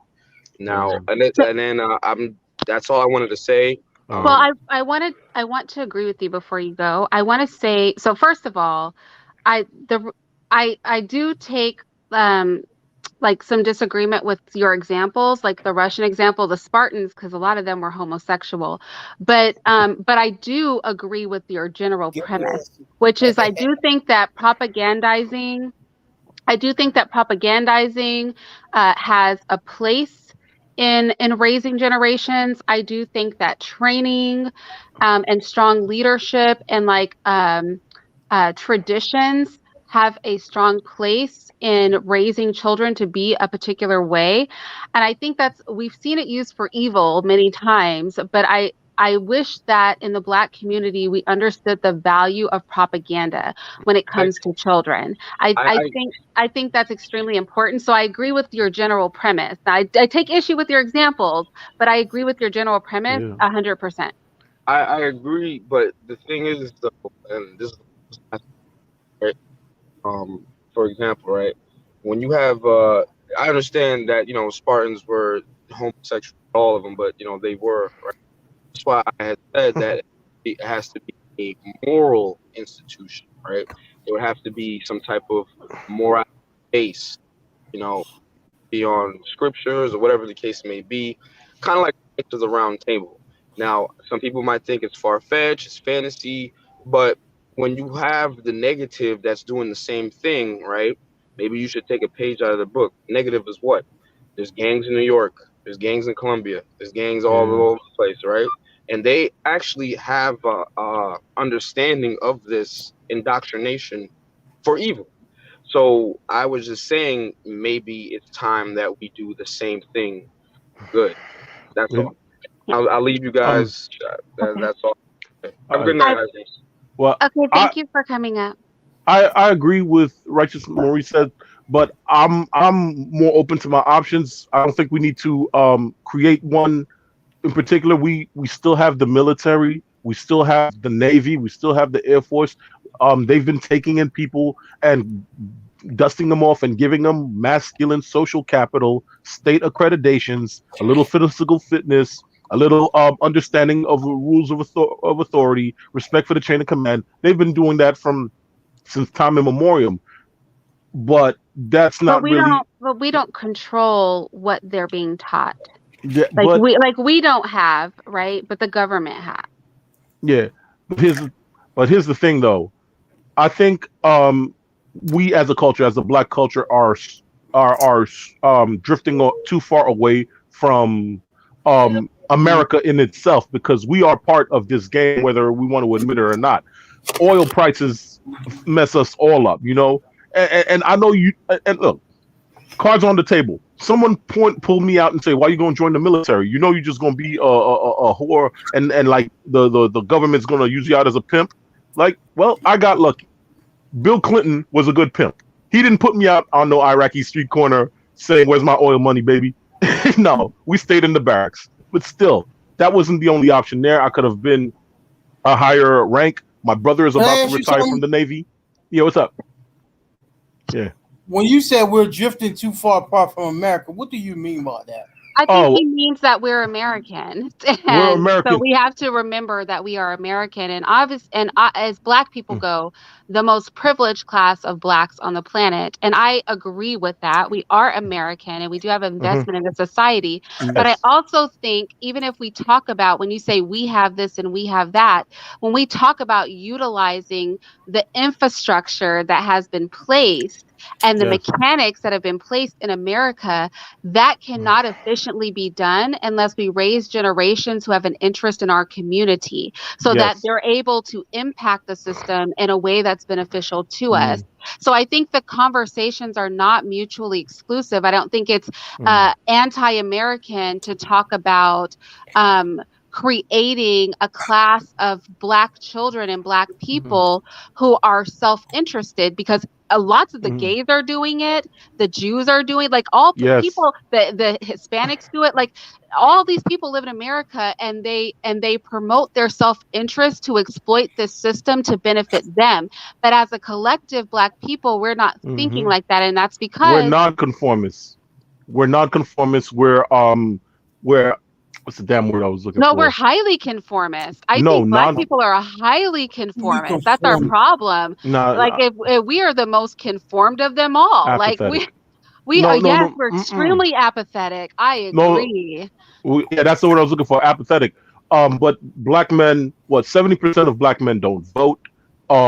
We're falling off from joining the military. We're falling off from joining law enforcement, and we're watching new immigrants come in and take simple jobs like writing parking tickets that So can I anybody ask you could this? do.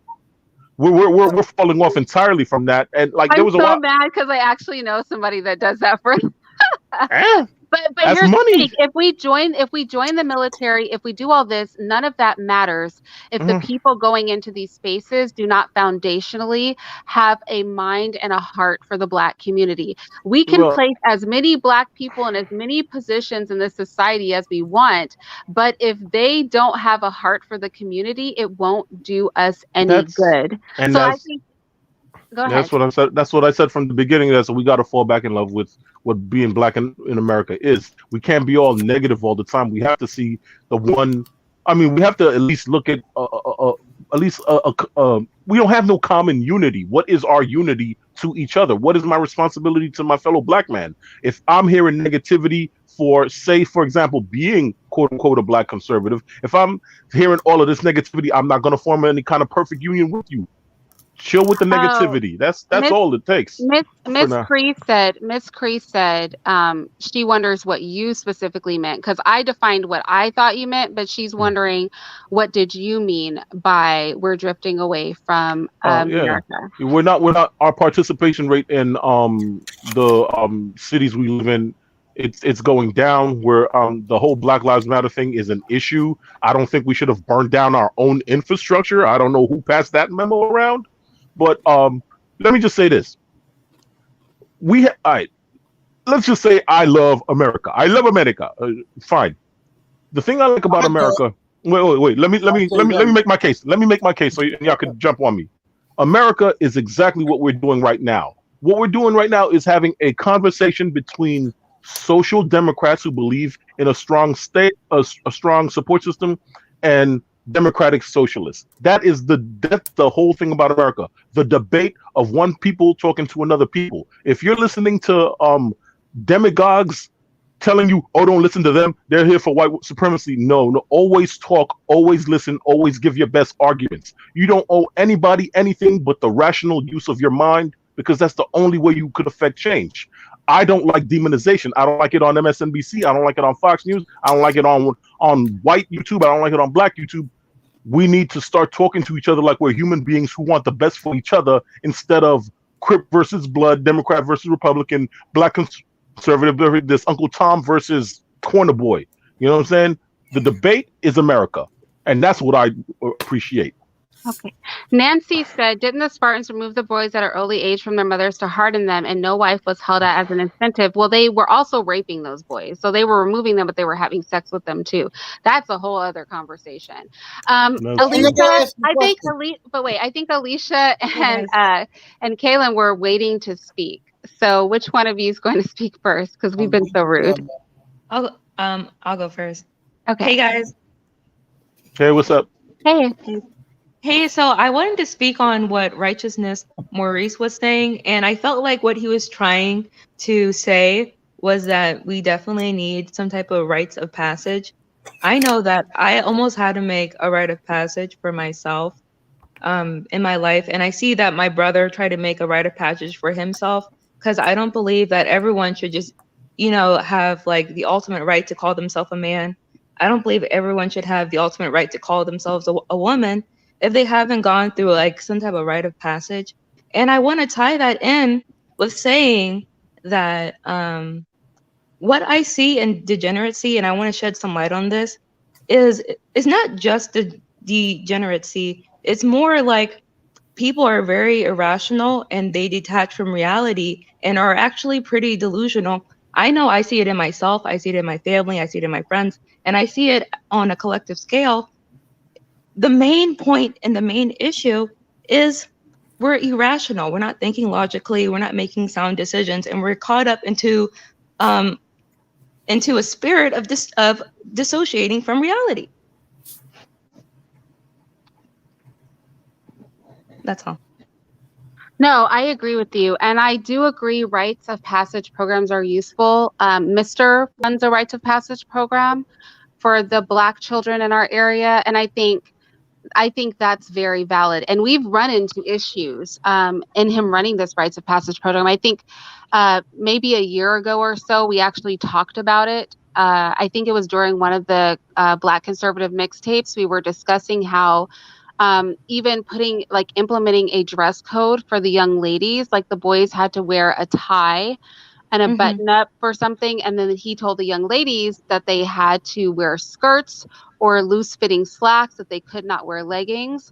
And Mm-hmm. there was a lot of pushback from them. And that just gives you an example of how just even laying like that guidance and the moral base, like with small things, they were pushing back. And I mean, over the years, obviously the children are doing much better because they participate over a series of years, right? Until they're college age.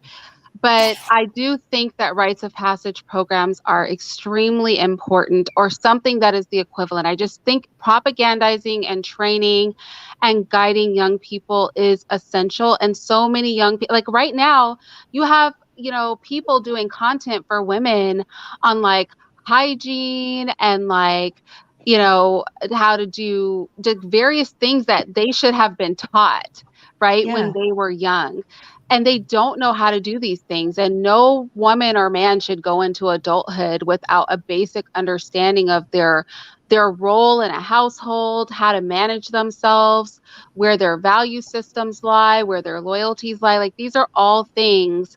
And you've kind of full circled us, Alicia, back to what we were discussing earlier in the conversation. Like um that laying those foundational things are so important. And I think while I do think men need to bear the ultimate weight of this, I do think as women, since we birth all the people that are living, right, that we have a special interest in ensuring that the people that we are birthing are molded correctly as children, and that definitely requires male involvement. That's why I certainly would hope most men are not degenerate, because we need men to raise well-rounded, healthy children. We need good men, moral men, right? Not just any man, but they are required for us to raise um, healthy, well-rounded children. Like they bring something different to the table. So I think as women specifically, when we're having these conversations, we have to be very cognizant of, like I said, operating just with wisdom. And somebody was saying earlier, like, just to get briefly off topic, that women are the only people that have to struggle with um like this sort of dichotomy in thinking. And I Mm-hmm. definitely agree. Like as a woman, we have a lot of negative experiences with men. um and I think sometimes the good men around us don't know what it's like walking through life as a woman. Like the kind of interactions you have with men, a lot of them are intimidating, a lot of them are like ick. A lot of men just don't know how to behave. And on a daily basis, if you're a woman and you're out in public for long enough, you are liable to have a negative encounter with a man. And that attributes to a lot of behavior that men don't like in us. Like if we don't speak back to them, or if we don't want to smile at them, they think we're being some kind of way. But these are mechanisms we've developed basically to keep ourselves comfortable and safe in a space where maybe you can't walk for 5 blocks without somebody uncomfortably approaching you or following you, or you can't be at a lounge or a club if you like that and not be groped or touched. So as women, we are violated, and many, especially in the Black community, of us have been violated by men early in life. And so I can understand what the sister was saying about like portioning that off, and then you give birth to a little boy, right? So then you pop Mm-hmm. out a little boy out your vagina and you're like, oh my gosh, you've got all this baggage, right? From all the things. And so that is difficult. But you know what? We have honestly the greater responsibility in procreation. And there are many things about men I don't envy. And I can imagine this is something men don't envy about us, is that how do we navigate that? And I would like us to have more conversations on knowing that we produce both men and women. How do we navigate getting past all of that very real trauma to ensuring that when we are dealing with our children, we are rearing children that will not be perpetuators of the same type of trauma on somebody else, right? Rather than having like a deep-seated hatred and then we can't parent or be good mothers or be sound and happy people because we're constantly wallowing in that baggage. So that's a unique thing that women have. I'm sure men have their own version, but I agree with the sister, you know who you are, that said that. That's a unique thing that we have as women, but you know what? That's part of womanhood. And like life is not easy. Being a woman's not easy. I know being a man, well, I don't know, but I imagine based on if a man is operating in his fullness, that that is not an easy job, but it is what it is. And everything is not in life like roses and cotton fields, but we wouldn't need rites of passage programs if parents and families were hyper focused on developing sound people, and we wouldn't have to have dichotomy of mindsets or operate through our trauma if we focused as a community on raising individuals who are less likely to perpetuate trauma on others, be those little boys or little girls, because we know everybody's mother's not a saint, right? So that's just me going on a rant. But Kaylin, go ahead. I'm sorry. Oh, yes. I was one of the main issues. Oh, I just want to say hi. Can you hear me? Yes. Oh, okay. I said one of the main issues I think is hip hop, because in like pro-black areas, you hear all the stuff they say about white people, white society. You find it, unfortunately, in our hip hop, and I feel like half the things we do morally, we wouldn't be able to get away with it if it wasn't for a lot of the hip hop music. And I feel we give away our responsibility when we say, "Oh, it's the ooze," it's the white people supporting that. But Netflix, it can release 10 C movies. That's all I'll say. It doesn't mean we have to follow it. I mean, it's our problem as Black people. If these teens don't know about K Reno, rather than Lil Wayne, like positive rappers, or just demi-positive, because the music is where much of this is what we're talking about comes into. This is not all of this. This is pretty much one of the elephants in the room that no one's really addressing. All Well, of the violence or the predatory behavior. can I Where it's coming from. address it? Sure. Sure. What I believe is that hip hop is a simplification of a masculine attitude set to a beat. It has its own hook. It's already in you. You want to see a man who's invulnerable to women, who's nonchalant about his money making, who's a money maker, a man who has agency. Now you cannot cut it off because it's in the hooks of white Americans who are losing their agency and their power, and they're commiserating with that hip hop message too. It's the number one form. It's the number one platform right now.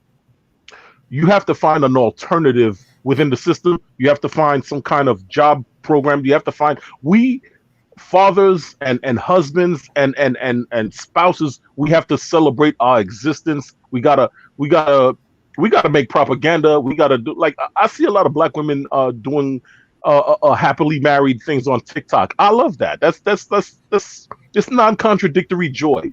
We have to make a counter message, and at the same time, we have to disregard when they put someone like Cardi B to speak for Black Americans, because that's an insult, So what I'm saying is we cannot change what's happening to hip hop. The only reason why hip hop is so toxic as it is right now is because that they gave us as Black people sole control of the pornographic music industry. When white rappers started talking greasy, we started using the N-word. When they started being reckless, we used the N-word more and started matching it with street violence. It's the way I look at it is the Beastie Boys brought NWA. NWA brought Vanilla Ice, and Vanilla Ice brought Biggie, Tupac, and stuff. We kept on escalating it and being more grimy and greasy just so we could have exclusive control of the pornographic music. Can I wait? I want to say. I'm sorry. Did I break up? No, no, you didn't break up, but I just want to say I just this. wanted to say something. I think hip hop is not black. I think it's a white Jewish interpretation of blackness. I think maybe it started out black, but it's no longer black, not mainstream hip hop. And I'll say this, I'll give you an example. So, you guys know, shout out to the Ziyex Institute that I volunteer over at Ziyex, teaching the history course to the upper level classes and like the 4th through 7th graders.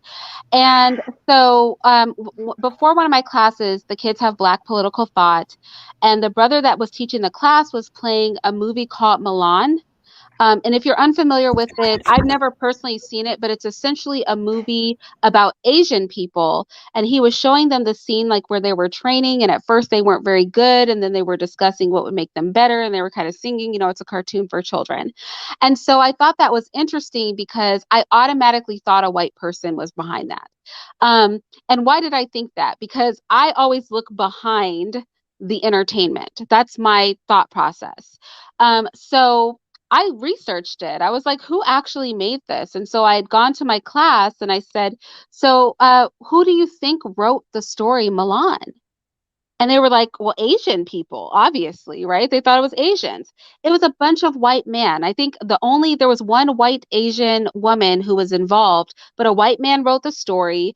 White men wrote the screenplay. I think, like, except for that one Asian screenwriter, white men produced it. It was a bunch of white men. Asians really had little to nothing to do with that whole Asian movie. Same thing on this channel. I talk about homosexuality and if its correlation to African religion. And there was a show where and you guys have to go watch this video on my channel. Like dig into my video archives, go through the power playlist because it's awesome. And so there were two people from Africa, so three people from Africa, the interviewers from Africa, and two African spiritualists of different kinds, because all Africa doesn't have the same spirituality, and they were discussing homosexuality's place in African spirituality. And I was like, this seems real fishy. This seems like propaganda. And if you watch the video, I did the research behind it.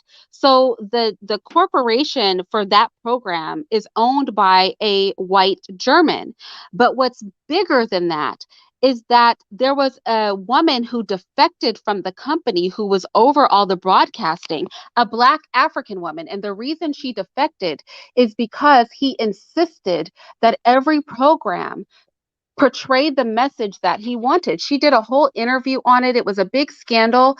And so he was behind this messaging of this attempt to promote homosexuality. And the Black man that was there, the African man that was there, he was like, yeah, let's not twist it like that. This was not very common. These people were outcasts. They couldn't live in the village and blah, blah, blah. But a casual watcher would have just saw three Black Africans promoting homosexuality. But when you dug deeper, it wasn't a Black message. Somebody had defected from that organization simply because the white German who owned it insisted that nothing air that did not meet his personal approval and individual standards. So, and hip hop is no different. I think I did a short video on hip hop and how, if you look behind all of these artists, it's a white Jew. A white Jew is behind all of this, right? And there might be Black people shucking and jiving to a good beat, but this is not our culture. Maybe it started out as our culture, but mainstream hip hop, mainstream R&B, this is not our culture. But because there are Black people there, it's like Margaret Sanger said, all you got to do is give them a Black doctor. If you put a Black face on it, Black people will buy right into it. We're so simplistic as a community. And not speaking to you, Black privilege specifically, I'm just talking about the concept. We're so simple minded that if Black people are there and if it's entertaining, we automatically embrace it as our own. And this is how we've been heavily manipulated into the homosexual agenda, the white feminist agenda. This is how we have been manipulated into devaluing families. This has all been done by the hand of white people with Black puppets on their strings to a good beat and a joke. Like if it's got a good beat and it's funny, Black people just go for it hook, line, and sinker. It's like they know the type of bait to use for our minds. And this is why I was talking about this in my household to my children. why when because we don't do media that I haven't personally looked at and approved for the kids. And I sat them down and I was explaining to them, and sometimes we'll watch something or we'll listen to a song and we will stop and talk about the lyrics, talk about the real message of the song, talk about the insidious ways that propaganda is pushed to us. And I explained to them, and Mr. hates this about me, I talk through everything. Like if he wants to watch a movie with me because he loves to watch movies, I will talk through the whole movie because I'm constantly analyzing it. I don't take anything at face value because programming is just that. It's to program your mind. And we go through life casually being entertained without recognizing that entertainment is not created for entertainment's sake. Entertainment is a teaching, programming, and propagandizing tool. And if Black people had sense, we would learn how to utilize entertainment and the checks in people's minds that have already been programmed to teach them actual Black culture, to instill in them our values, and to teach them to recognize the propaganda of other people that they've sat in place to control our mindsets and our thinking. I also want to go to what is it, Nyasha said. Nyasha said, going back to what I was saying about Mr. and the dress code, that she doesn't like a dress code for women. But keep in mind, those girls were children. They weren't women. And honestly, it was a woman that he hired to help him with the Rites of Passage program. She came up to kind of butt heads with Mr. over the fact that he had imposed a dress code on the girls, but the boys had a dress code too. And I think that goes into us as women when you have men, not all men, but when you do have men who are building, who have built institutions, who are working in the community, who are trying to exact in good leadership, we have to be willing to be cooperative rather than combative with them. Now, again, this is not all men. Like having a penis doesn't get you this right. But if we see a man moving in the right way, then we need to be able to be cooperative. Exactly. Follow Rahzis. I'm moving in the right way, baby. Oh my gosh, I can't stand you. I can't stand you. I cannot. But anyway, let's what is everybody's final thoughts on this topic? Because y'all, I gotta get out of here. I've got to drink I got sparkling water. I gotta say, I have to disagree with you on something about some Jews controlling hip hop. I think Black people control hip hop because whatever we say is cool, it gets played. Whatever we like, you feel me? Like, yes, white Jews control the industry and all that, but at the same time, if we say something ain't cool or something ain't hot, something ain't fire, they ain't trying to rock with it. So well, not really, because when we look at underground hip hop, a lot of great hip hop artists don't go mainstream. Right. But when you play something 500 times on the radio, people are going to start to like it. Like everybody has had that song that they didn't really like, but like the 800th time they heard it, it was banging. Or if all you listen to is mainstream music or look at mainstream media, then yeah, we can put the fire under the wings of those artists, but that's because that's what we're being fed. If you're not fed diversity, you're going to pick from what you are fed. Right? You're going to say, what's on the table? I like this on the table. I like that on the table. But we're not considering the things that are not on the table. But Irene, though, if these mainstream rappers, right, if the community ain't accept them, they would die off. Foster said you sound like Raekwon from the Wu-Tang Clan. I think he sounds like Biz Markie. Who said that? Foster. I don't know what Raekwon sounds like, but I think he sounds like Biz Markie. Everybody keeps saying I sound like somebody from New York. And I literally want him to just sing Biz Markie's, "Oh baby, you got what I like." You got what I need. I told you he sounds like Biz Markie. Irene's just a friend. I told you he sounds like Biz Markie. Oh baby, you. But you're not giving it all your is. You got what I need. Sounds like Biz Markie. And y'all are just my friends. Y'all are just. It does. Like, y'all, I've been trying to get him to do that for at least 2 years. I've been trying. So every time I hear him talk, I just think Bismarcky, Bismarcky. Anyway. Oh, Yeah, he does. baby, Thank you, Lioness you. Ma. Because nobody believed me until you finally did it. Okay, so that's Rossi's final word. What about the rest of you guys? No, that ain't my final word, but I was That's going not. to. Oh, okay. What's your, But I was. okay? What's your final word, Rossi? All right, so listen, man. Yes, with these mainstream rappers would not be able to survive without black people. That's all I got to say. Okay. I agree. I agree with that.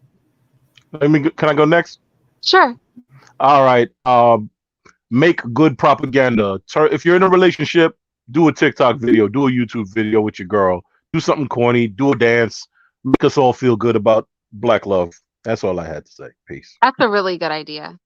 George Macon says that a lot too. Like, we have to promote the functionality, make that a thing. I agree with you on that. Caitlin, do you have any final thoughts? Thoughts. Oh yeah, I was gonna say, have you heard this? I was just gonna give an idea. Something that's going on in the community. There's this ditzy girl. She used her real name, and she was in this. George Macon went over. She was in this. It's called Gaggers. Is the last name. So it was crazy that that's still going on.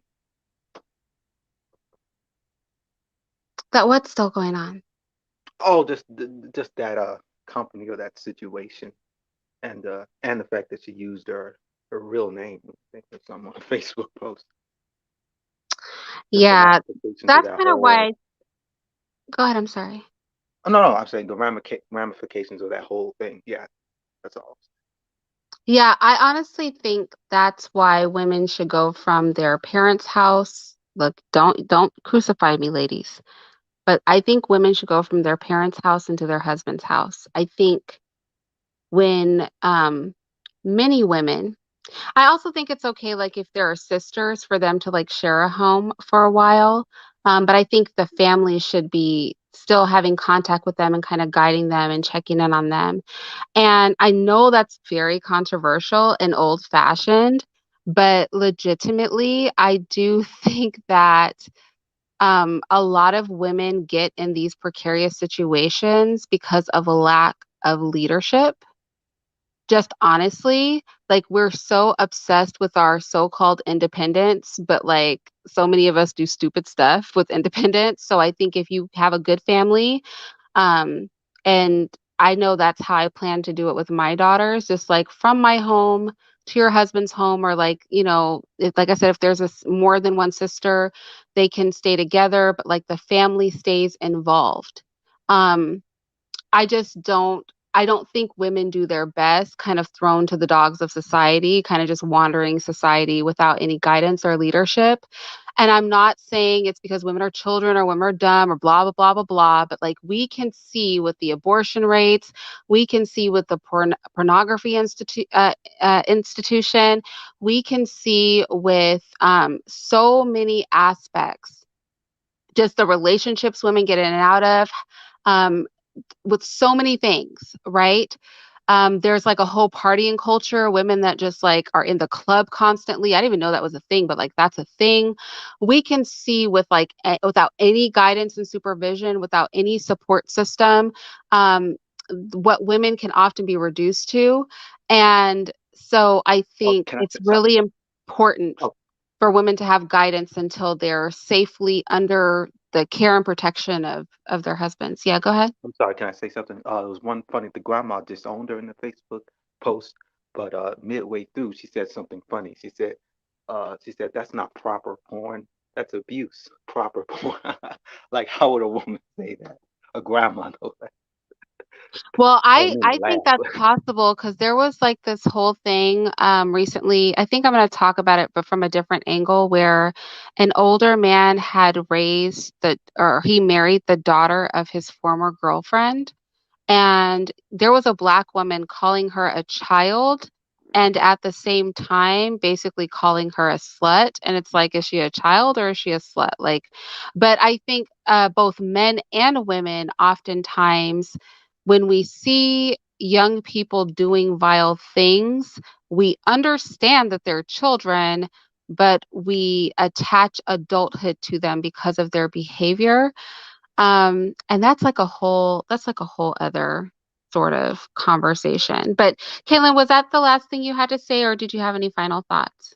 Uh, oh yeah, the final thought of hip hop. Oh, it was just in tune to him. Like we blame, because you see white people, they blame the Jews. I mean, Jews are like a white person's white person. I feel we shouldn't blame the record execs that we should I guess prioritize in terms of us or even me. Like what are we doing, or people accepting that on their own volition? Because the on the table thing, I feel that's a little bit of a hand wave. Like, it's there. I mean, that's taking a lot of spirit out of it and just be like, it's like a entree or something.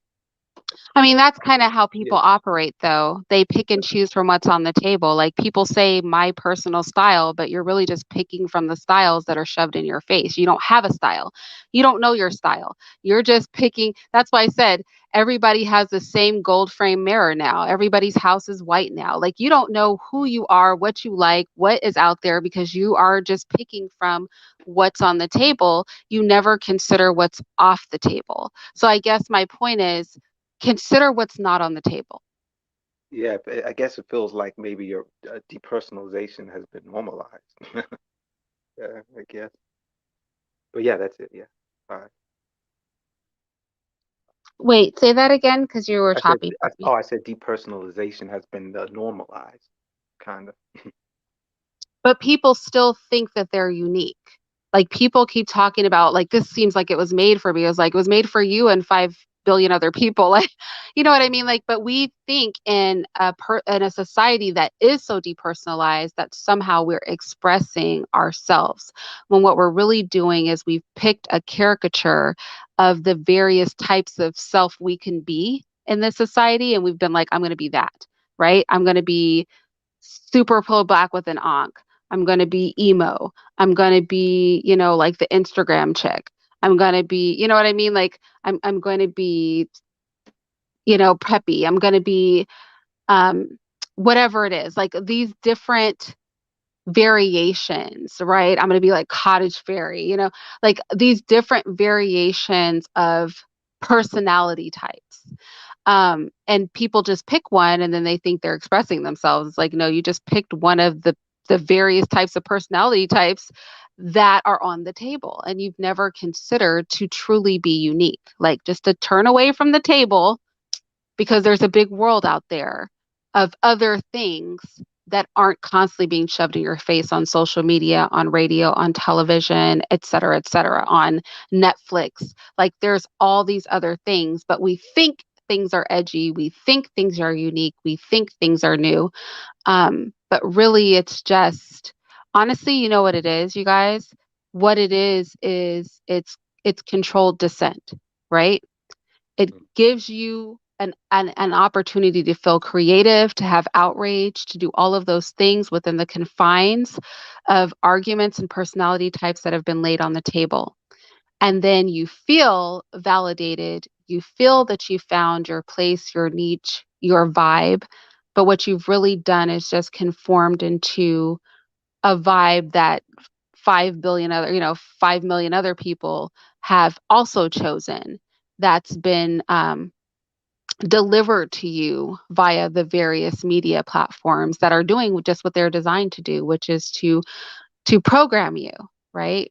Um, because it controls dissent. But that's like a whole other conversation. I've made some videos on it in my cognitive liberation series, but that's like a conversation I would love to have with you guys one day. How is dissent controlled? And the world, like consumerism and music and just the general entertainment sphere, educational institutions, they're really all designed to cultivate certain mindsets, um, but also give people the idea that they have choices and variations of personalities. And this is all done to control dissent. But that goes back to my conversation that all roads ultimately lead to revolution. You guys have heard me say this a million times, but I won't go there. I'm not going to go there now. But anyway, was that all you had to say, Kaylin? Oh, yes, yes. That's Okay, fine. thank you so much for coming up. I appreciate it. All right, no problem. Leave Black girls alone. It's me and you. Okay, well, I think my closing sentiments is that like how we were saying before, is it nurture versus nature? And I feel like, of course, it's a mixture of both a little bit. But as women, like we can't control what men are going to do, and we can't make other men check other men. So, like you were saying before, wherever there's a man, acting a fool, there's a woman that's co-signing, and that's definitely true. And so, as women, I feel like we have to do what we can, which is, and I've said this before, and I know it might sound kind of crazy, but like we don't really need a critical mass, like, but well, a critical mass, but we don't need like a mass majority. But like how the quote unquote Illuminati operates, like I feel like as women, we need to come together and kind of like create a think tank behind closed doors. And we definitely need to utilize propaganda. And like the other guy was saying, like TikTok and other forms of social media is definitely going to be key in that. And then also how you were saying earlier, like what were you saying? You were saying that, oh, women, like we need to act with wisdom, and we need to act with, well, we need to be less emotional, and we need to move with wisdom. And that's definitely true. But at the same time, not to be like rude or not to be like on that I'm not like those other girls, but that's why I really enjoy you and your content, because you do speak from a more logical, like unemotional place, and I feel that I'm the same way in a lot of ways. And so, but a lot of women out here honestly are kind of really just like simple and silly. And so, like I said, I think that's when it goes back to the women who have more of that leadership mentality within them to kind of come together and create the propaganda that will it sounds kind of like crazy and scary, but that will basically like sway the influence kind of. No, I mean, I'm a proponent of propaganda. And I do think women have become very silly because that's what's being promoted heavily, at least to the Black community. I don't know why silliness and superficial. Now, don't get me wrong, y'all. I think women beauty is an asset, and I like to have like, a mindless conversation every now and again. But I do think I've been watching what are the popular influencers for this next generation, and these girls can barely put together a full sentence. It's just, and like, yeah. And it's just like, no, sweetheart, I'm I don't obsessed. know what you're saying, right? Yeah, I'm so obsessed with this, and this is my maintenance, and it's just like, oh my gosh, please stop. I'm not against self-care and beauty and all of that, but beauty has power when you are intelligent. When you're dumb, beauty is wasted. And that's where we get these men who are so disgusting, who are like, women are just holes, and like, what are you bringing to the table? And like all this stuff. And they're saying that because of the sheer amount of promotion of vapidness in women. And it's like, your beauty takes you so much further, your maintenance, right? Your body, your everything takes you so much further when you are really quick minded, right? That is where it pushes you over the top, because look, there's a lot of women on this planet and a lot of different types of beauty, and beauty has value only to a point. It's beauty mixed with intellect, beauty mixed with prudence and wisdom. Like I said, women have to be very off kilter for us to be the most desired, don't get offended, commodity on the planet, for us to create, like birth out every human being living, and to have the social status that we have proves that something's very wrong with the way that we operate. Can you imagine everybody around you coming out the vagina of a woman and you being the most desired thing on earth and your social status is in the gutter? How is this so, you guys? This brings me to somebody asked me to do a live on why are men the prize? I'm gonna do that live, you guys. This is the next Yeah, live when y'all need that to be up here for. Yeah, when that guy was asking what do you bring to the table, I say, and I don't believe in sex robots, but I say like it sounds like you just want a sex robot.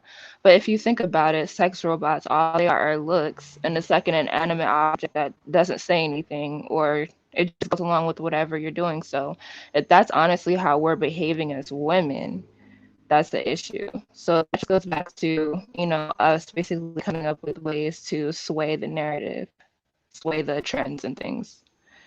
So Yin and Yang said Irene always goes back to saying that the woman is at fault. She is disgusting to you. I'm not that disgusting because you're here. So you clearly like to feel disgusted, but that's okay.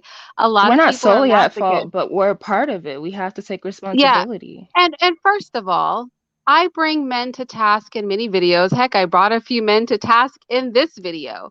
But at the end of the day, women, we are responsible for ourselves and our behavior. And I do think women should have a very high regard for themselves. And whether you like it or not, yin yang, I stand by the point that I made. Now, you can choose to act remedial if you want. But every human on this planet grew in the body of the woman and came out of the vagina or stomach of a woman, uterus of a woman, right? Nobody in existence hasn't. Not one person. And women are the most desired thing on the planet.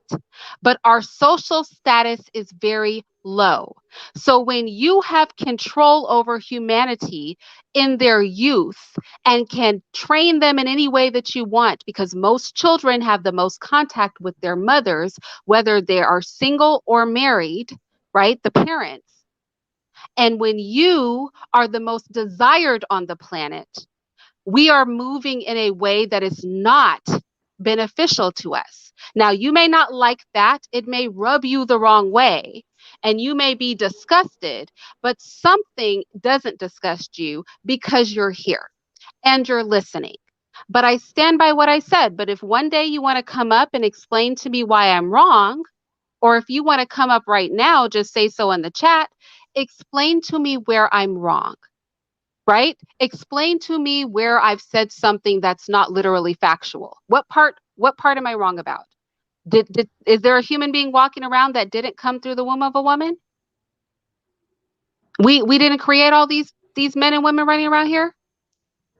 Are we not the most desired thing on the planet? What part do you disagree with?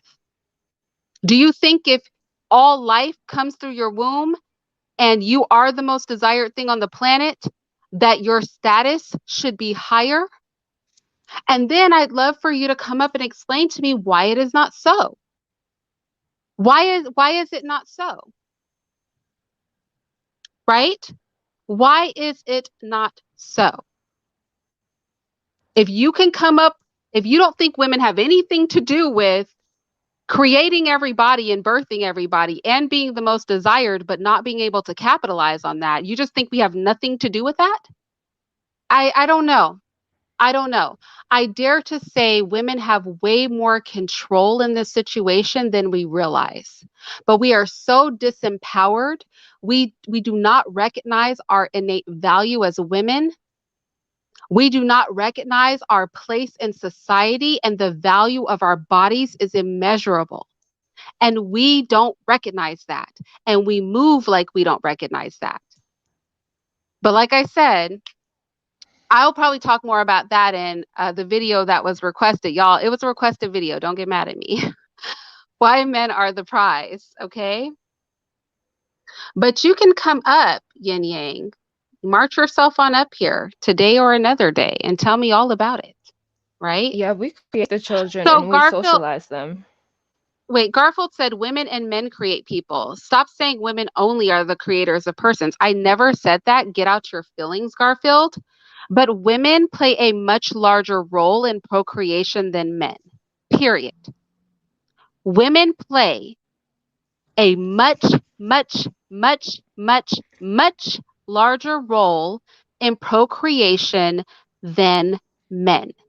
Men come inside of a woman, and then the woman carries the child for 10 months, births the child at her vagina, creates milk to feed that child for up to a year or two. It's not comparable. Now, I have never said that the sperm of man has no value. I've never said women are out here procreating alone asexually. I don't promote that, and I've never said it.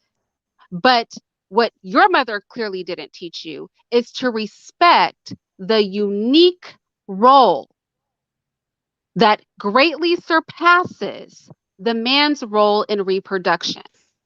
And women, we have to recognize that about ourselves too. That's why these men are spilling their seed and then running off into the sunset, and you never see your child's father again. Because the burden of reproduction is on the woman. The majority of what goes on for reproduction happens in our bodies, not yours, sir. So I never said women only are the creators. I said you would not be alive without a woman's womb. That's what I said. I said every human being nurtured itself in a woman's body. That's what I said.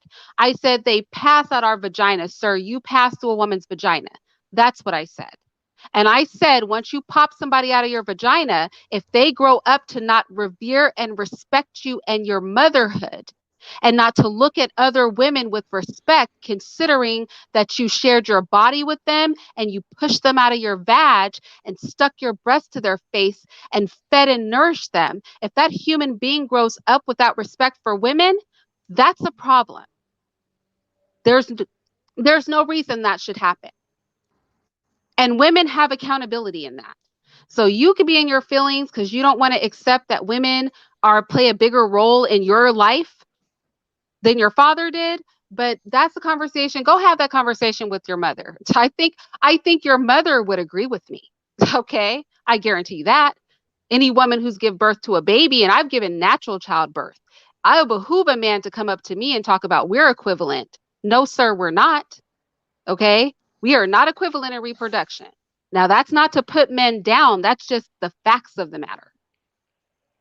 That's just the facts of the matter. I don't know why we're up here always debating stuff that's factual. I don't understand that. I just really don't understand that. So again, Garfield, you're putting words in my mouth. I never said don't respect men. I literally never said that. So you're just in your feelings because you can't accept the truth. But there's nothing for you to be bothered by. There's nothing for you to be bothered by, sir. Just admit that it's it's being true. overly emotional. Yeah, I mean, I think a lot of men, I don't know if you're homosexual or not, but I do find that a lot of men, that's why so many men want to become women, just going into transgenderism. I think a lot of men actually have anger at womanhood.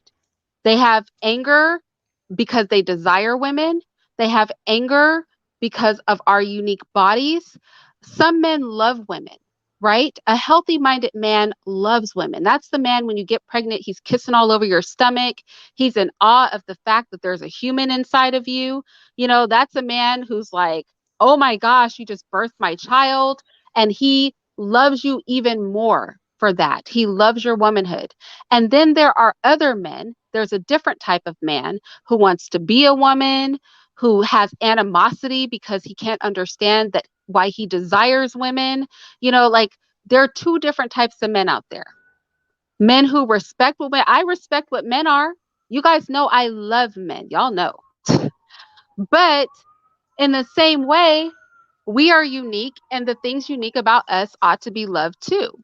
So don't get in your feelings, okay? Don't get in your feelings. But anyway, what were do you have any other final thoughts? Leave Black Girls Alone. Well, actually, there's like a siren going past my house. So yeah, thank you for having me on. I really appreciate it. I've been watching you for years. Thank you. I appreciate you coming up. Okay. And with that said, you guys, I'm going to get out of here. So rewind, listen to the beginning of the video. What do you think? Are most men degenerate or not? I've given my opinion on it and a lot of other things. I'll probably try to put some timestamps in this thing because this live has gone on for 2.5 hours. So I'll try to come back in a couple hours and actually put timestamps on it so you guys can like skip through the video. We've talked about a lot of things today. Where do you stand on everything we talked about? Where do you stand on rites of passage, male degeneracy, female degeneracy, the value of women, cooperation? What do you think about what the men said men need to do better? I really appreciated the brothers coming up talking about solutions and what they as men need to change. That I loved. That was way better than our last conversation. Remember our last conversation when we had men on the panel? Oh my gosh, was that a train wreck? That was a train wreck. This conversation was far better. So I appreciated the brothers that came up because they had a lot to add to the conversation. And the ladies that came up and everybody in the chat, let me know your thoughts. Okay. I'll talk to you guys later.